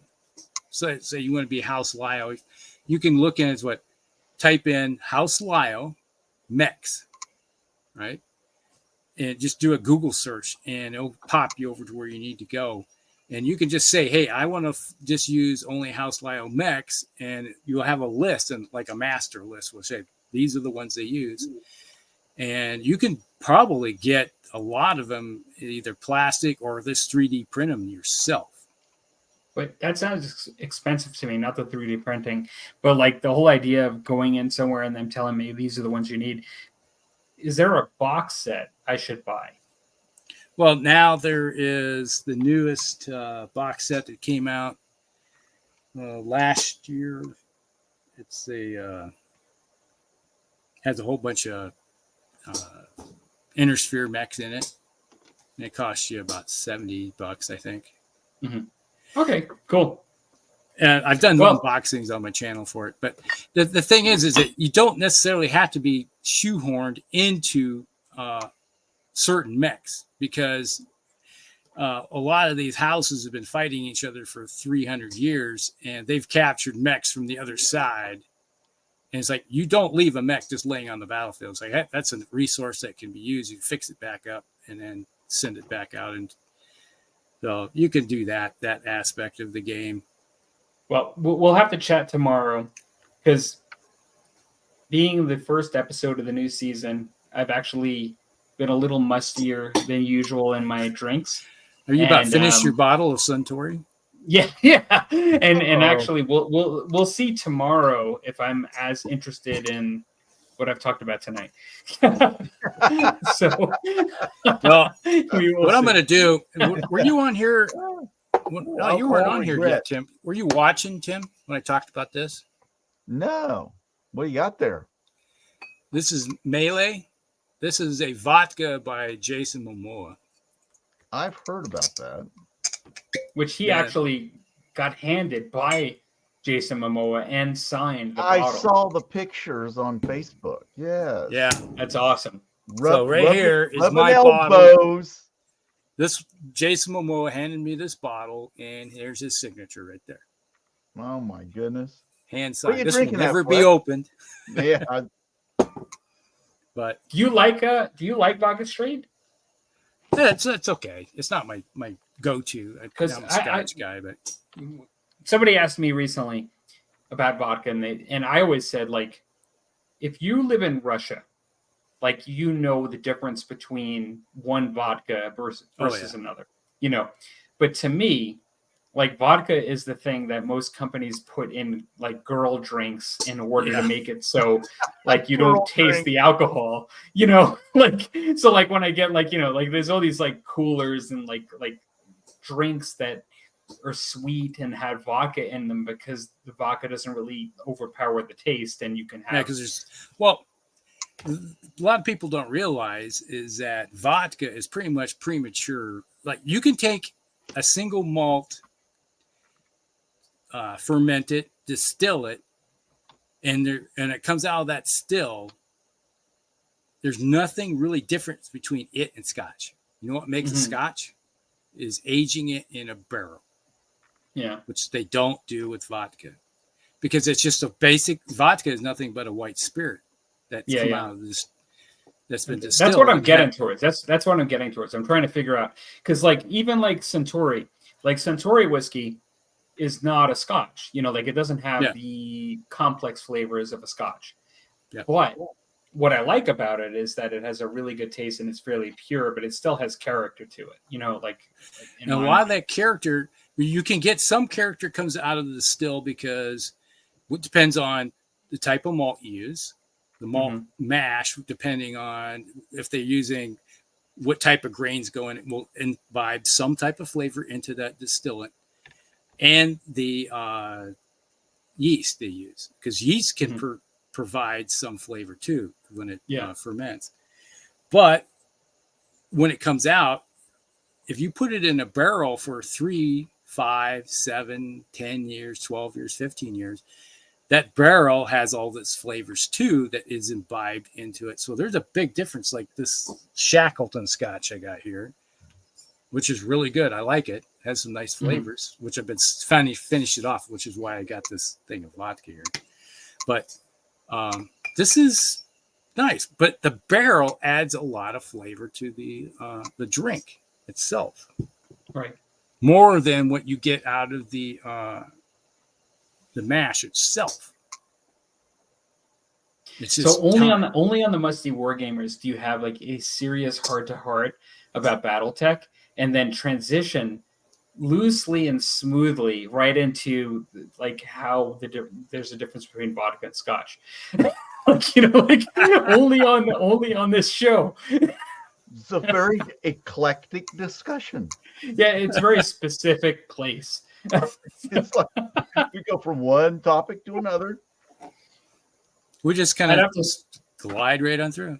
Yeah. And that's what the musty drink helps you glide right on through. Now, when I smell this, I get kind of a grainy smell off of it. I can definitely tell. I think it was made with wheat, maybe. But you haven't been kicked off in a while, Rusty. So what are you doing right? I went through and did a Control-Alt-Delete and shut down a whole bunch of programs that were sucking the life out of this computer. Good. Plus, good. Oh, well, that'll do it. Yeah. And Tim has went from actively engaged in just discussion to looking busy and doing some maybe miniature painting. Like what are you doing? No. I'm dry fitting my Sarissa Precision building. Oh, there you go. You did say that you were doing that earlier. Yeah, I'm just kind of getting a general feel for what I'm looking at on the instructions here, which are so highly detailed. That's the way I would grow up to build a house. It'd be like, sure, we need a wall here and something there. To me, that's nostalgia. Exactly. We talk about nostalgia, and to me, putting together Sarissa Precision buildings and looking at their paper that you have on the front of the plastic when you open it, that you actually have right in front of you there, is actually part of the nostalgia. Exactly. Yeah, absolutely. Yeah, they're a great company. I actually really like Sarissa. They're really good. They're still around, aren't they? Yeah. Mm-hmm. Okay. Oh, they're it was foreground that went out of business. Yeah, now. yeah. I have a foreground World War II building I want to put together as part of a project in the future. I still have one to match my others that I never did that's still sealed. But Sarissa is great. They're really good. Yeah, I'm just dry fitting a few pieces, making sure again I get the stuff on the right end of the building, because I have made that mistake before with precision buildings where something looked like it should go there, but no. One of my favorite buildings I've ever painted was a Sarissa Precision barn. I have a video, and I was looking through my old videos. I was actually chatting with Rusty. I was waxing nostalgia the other night, and just talking about, like, you know, the channel, and just like looking at these old videos. And this one of my favorite terrain pieces I've ever painted was a Sarissa Precision barn. And that's the nice thing, is they give you a slate. You can, like, a great structure for a really good, affordable, good price that you can paint and do it the way you want. You know what I mean? Like, and make it the way you want. Foreground, it's a great product in that you can put it together, and it's kind of like pre-painted, and it's double walled. I like the fact that it's solid. Like, I feel like I could throw a foreground level of a house and it won't break. You know what I mean? Like, it's got like that, and you can smell, like, just like all of them, you can smell the MDF. But I like foreground for what it was, but I like Sarissa Precision that you can make it what you want, pretty much. Yeah. Yeah. Matter of fact, I have to thank you, Palmer, because I saw your old video where you had done that Viking house. You a long time ago, you scratch built one. Oh yeah. Like triangle. Yeah. Well, I had been starting my Dark Age project, and I'd come across that video, watched that, and went on to Sarissa because I thought, well, I can scratch built that, or I can go look and see what's out there and available. And so I got several of their Dark Age buildings, and they're really nice little kits. I mean, this is, I bought, like, I think I've got 4 done. I've got 2 houses, like the little bitty grain where it's up off the ground, the little grain bin. I did it with the, like the steel wool as the roofing and stuff, real old school like that. Yeah. Nice. I think I got 4 of them made. This is the last one of that sort of set that I bought.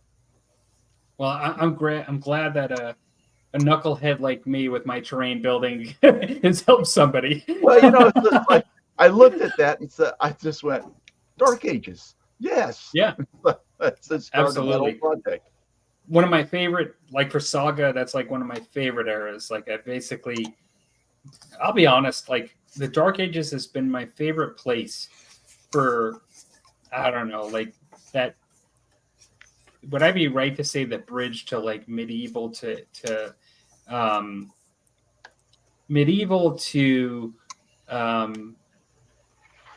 no, not medieval, like ancient to medieval. Like, there's just like that period, you know, and basically that's where I kind of put my flag and did my miniatures and did all my terrain. And then after that, for Saga, I was like, you know, I don't want to, like, Saga Fantasy came out and I enjoyed it. Like, actually, Saga Fantasy has a really nice place, but I basically just focused on the Dark Ages for that, and just, that was all I really needed.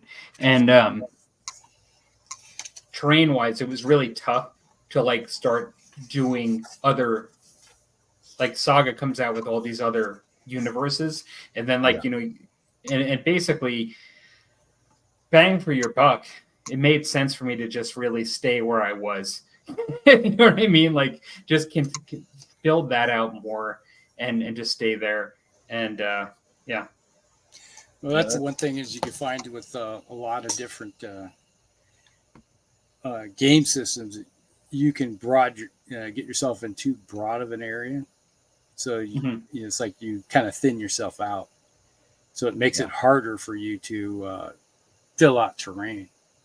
Age of Magic made a lot of sense because a lot of people had fantasy miniatures, and you could use your other troops from other universes like Dark Ages and Crusaders and things like that, and it made perfect sense. And so, like, that's a good investment. But to get into like many multiple universes, like Age of Hannibal for Ancients, or I think that's what, and like, you know, like the Japanese kind of stuff, and then like the Dark Ages and the Crusaders, you know, like, I don't know. It doesn't make a lot of sense because it's the same basic core rule mechanic. You know, you just, to me, I'd rather just make a really good table, you know, and just in the Dark Ages stick with that. Yeah, I love the Dark Ages. I like its mysteriousness. You know, it's not as well documented as like ancient Greece and ancient Rome and all that. There's just so much there that you can do with it that nobody can say, you know, hey, that didn't happen. Well, there was a lot of small scale conflict going on. It can be anything, anything. You know, that's the beauty of the Dark Ages. You know, there are a few recorded large battles, but for the most part, it's a few hundred guys at most that were determining the fates of a few thousand. Right. Yeah, hey Palmer, I was looking here, doing a little bit of research. 2006 is when this book first came out. Oh, so that seems like a while ago. Yeah, it has been. So we're in 2023 now. So 17 years. So, but it's had a few changes, you know, the updates on it. I think 2018 they got a new version of this came out. What's that? Has a, I think it's an atlas on the front of it, but it's kind of a bluish. That's the one I have. I think that's the bluish covered one. I have that one. Yeah. I remember you did a video for, like, you were like in response to Palmer, these are the books. Yeah. I remember that. That's my most watched video of my channel. Oh, really? People looking to start playing BattleTech, and they come over there and look, and it's like, oh, okay, this is some of the stuff. But the thing is about BattleTech, when you got the rule book, nothing else is really different. Yeah. So you're good to go. Well, you can only make it as elaborate and hard as you want to. Maybe I'll say the few years that I did play BattleTech, I thought it was a well-written set of rules. I thought, you know, nice and crunchy but I always enjoyed the games. I always enjoyed them. I never thought anything that I didn't like about it. It was always fun to play. Yeah. I've just focused on you because this is like an infomercial for BattleTech. It's so when you said, like, whenever I play BattleTech, I've always thought it was really well written, and like everything I about it was really good. Really crunchy. I like the way this crunch. So I just focused on you. Now I'm panning back. Thank you. Yeah. But you know what the problem was?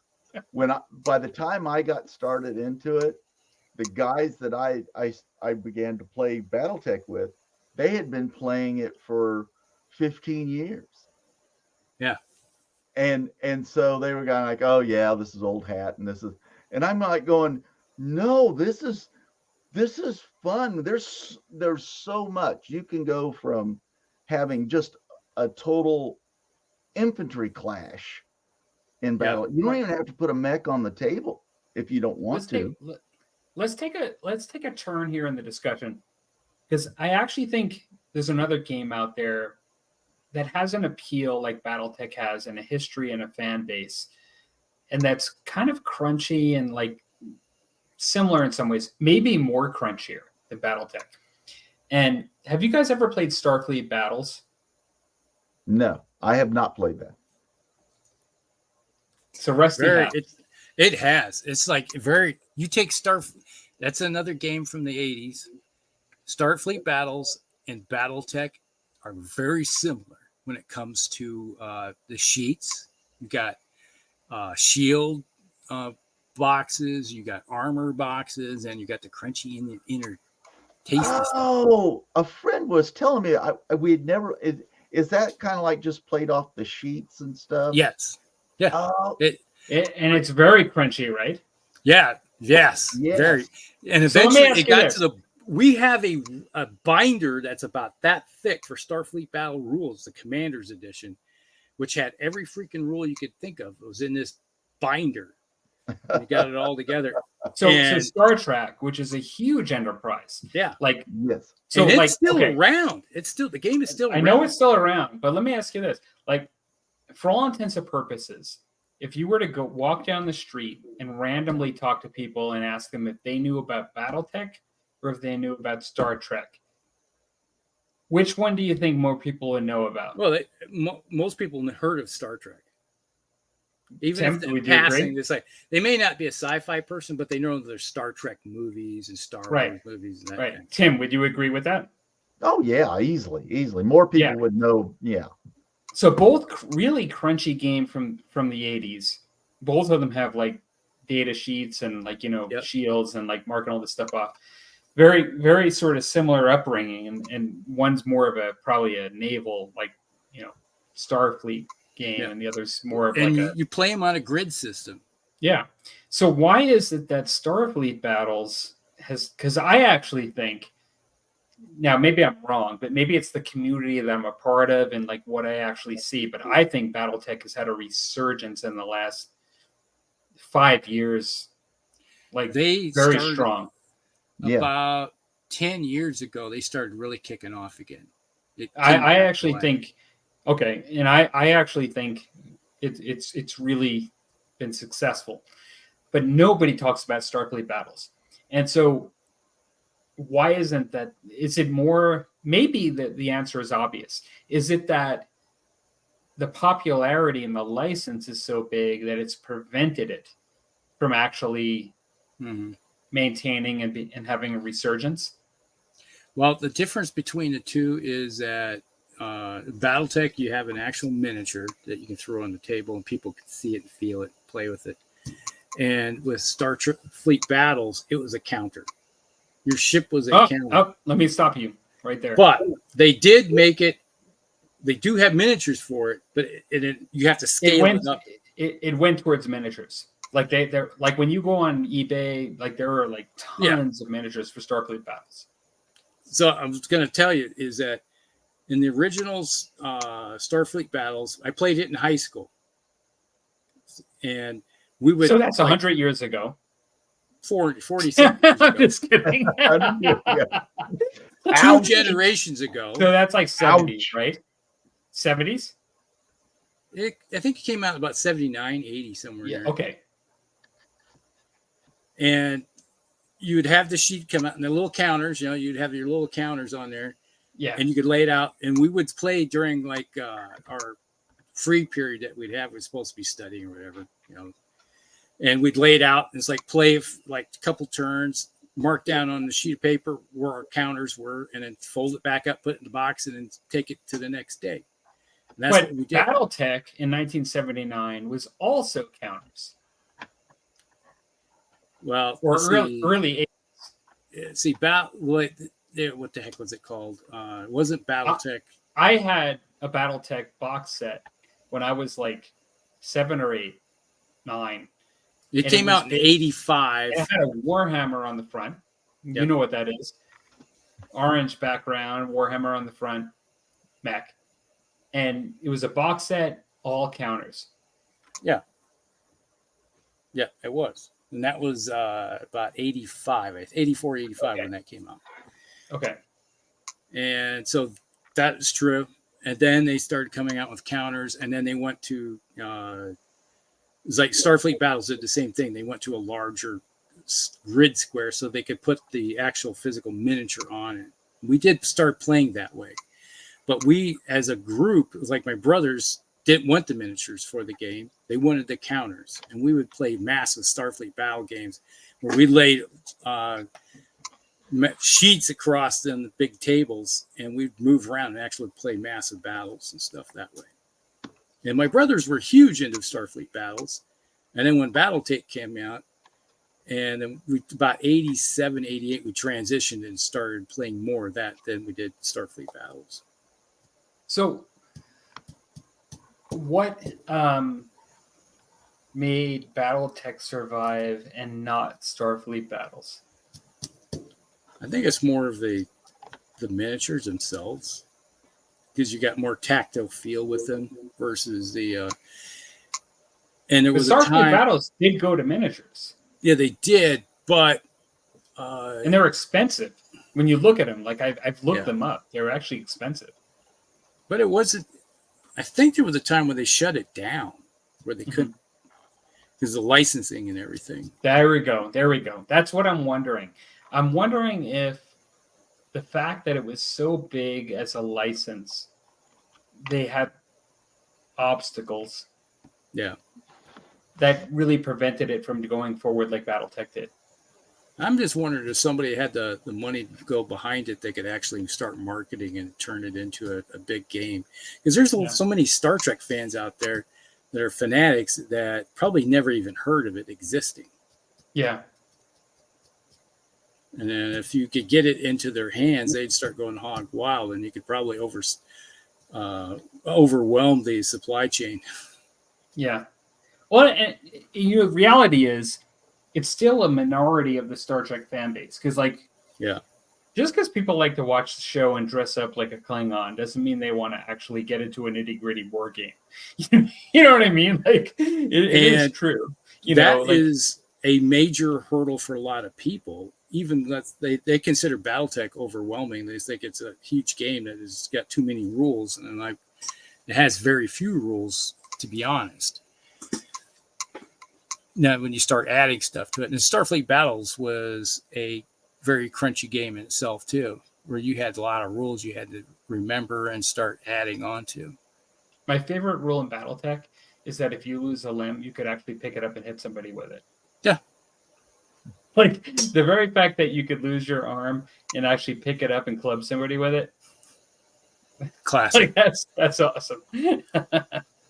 Anyway. You got your leg blown off. Congratulations. Now a club for me to beat you to death while you're on the ground with it. Yeah.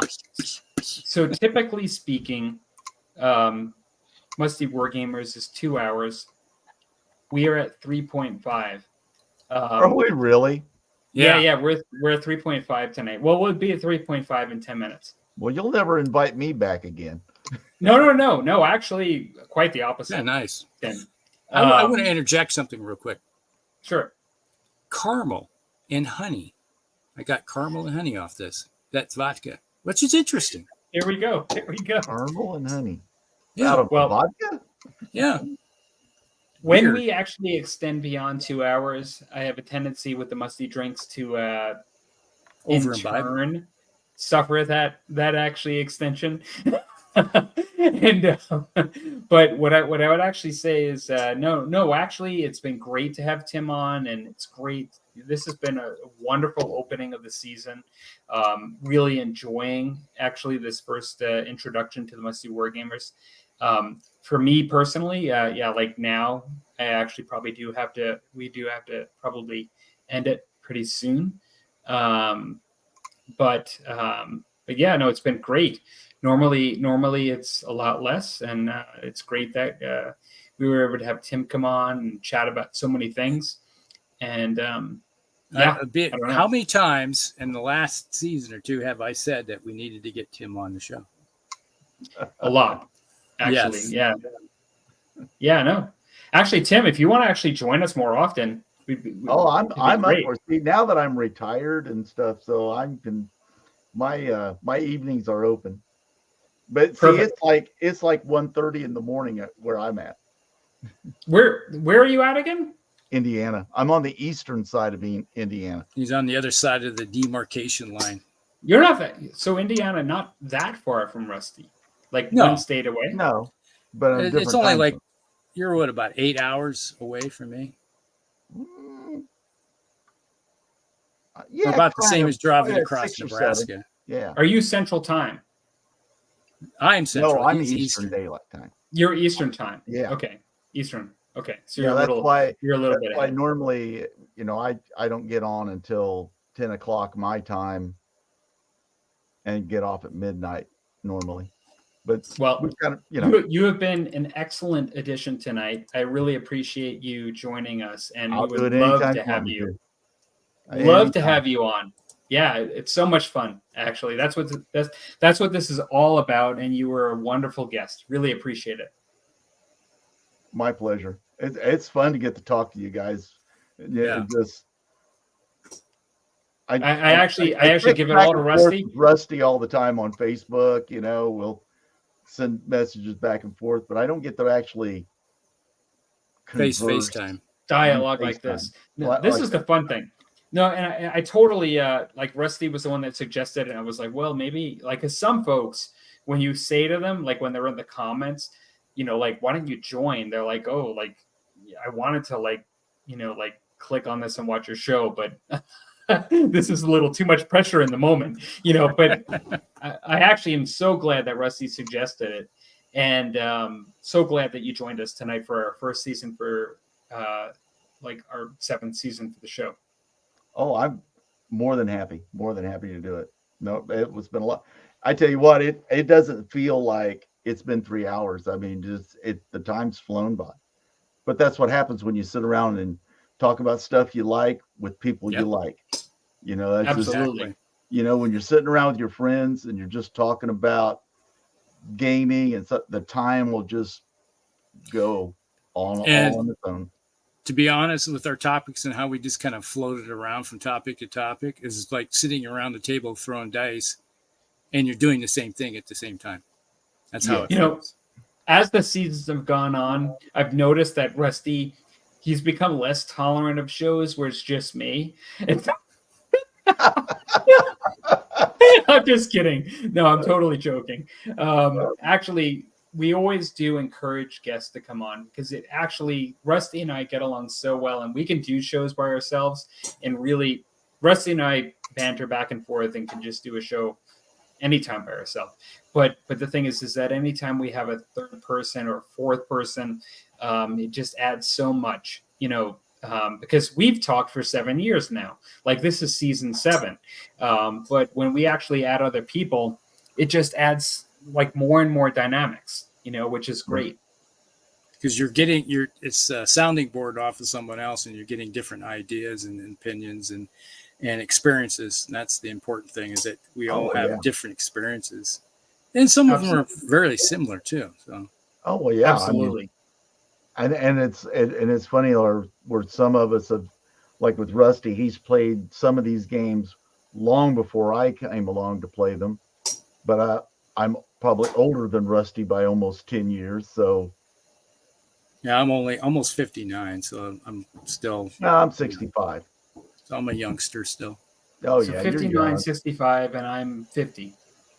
And so, I actually deal with Musty. We're about as musty as you can get. That's right. Exactly. Right. I actually look to Rusty as like the voice of experience, and I'm like the disturber on the show. Wait, is that fair, Rusty? Or yeah, that's true. Is Rusty like the voice of reason and calm? And do you know what a pink horror is in 40K? Yes. That's me on the show. Like, I'm like a pink horror. You're a Zinch. Yeah. No, I'm just kidding. Whatever. But you say I'm corn, huh? I'm Slanish corn. In any case, really great. Thank you so much for joining us on a moment's notice. It's been a real pleasure. It's made my evening go by quick. I enjoyed every minute of it. Good. Well, Rusty, I think it's fair that we will have Tim again on the show. Oh yeah. And we'll at least I say that from royalty perspective. I mean, like, we will ask Tim whether he would like to come on the show in the future. You're going to be on the show again, whether you want to or not. Yeah, exactly. And in any case, wonderful season 7 opener. We have lots of plans and thoughts, right, Rusty, for the next coming season. We still got a topic left to go to the next time. That's right, and we have other things that we want to do for season 7. And that's one of the things is if you're a guest, you have to come up with a topic too. Yeah, That's actually. Oh, didn't I? We like to I do. thought I did that. You did. I thought I did it, and unsolicited, I brought up. You actually did, which is perfect. You made a good That's why segue into the topic that we were planning on doing. you're a natural musty wargamer because you actually did what we like to do without even being asked. All right. So until next time, everybody. Thank you We'll for see joining you us. in 2 weeks. To be over here on my channel. So Okay. That's right. well, I'll try to remember to do an announcement video to let everybody know that we're coming back. So I was like, I meant to do it yesterday, and I just was dealing with VA stuff. So I was like, Oh, well, good luck with that. yeah. Well, take care, everybody. We'll see you in 2 weeks on Hell Corrects, and have a good one. All right. Night, See you everybody. guys. Night. We'll see you.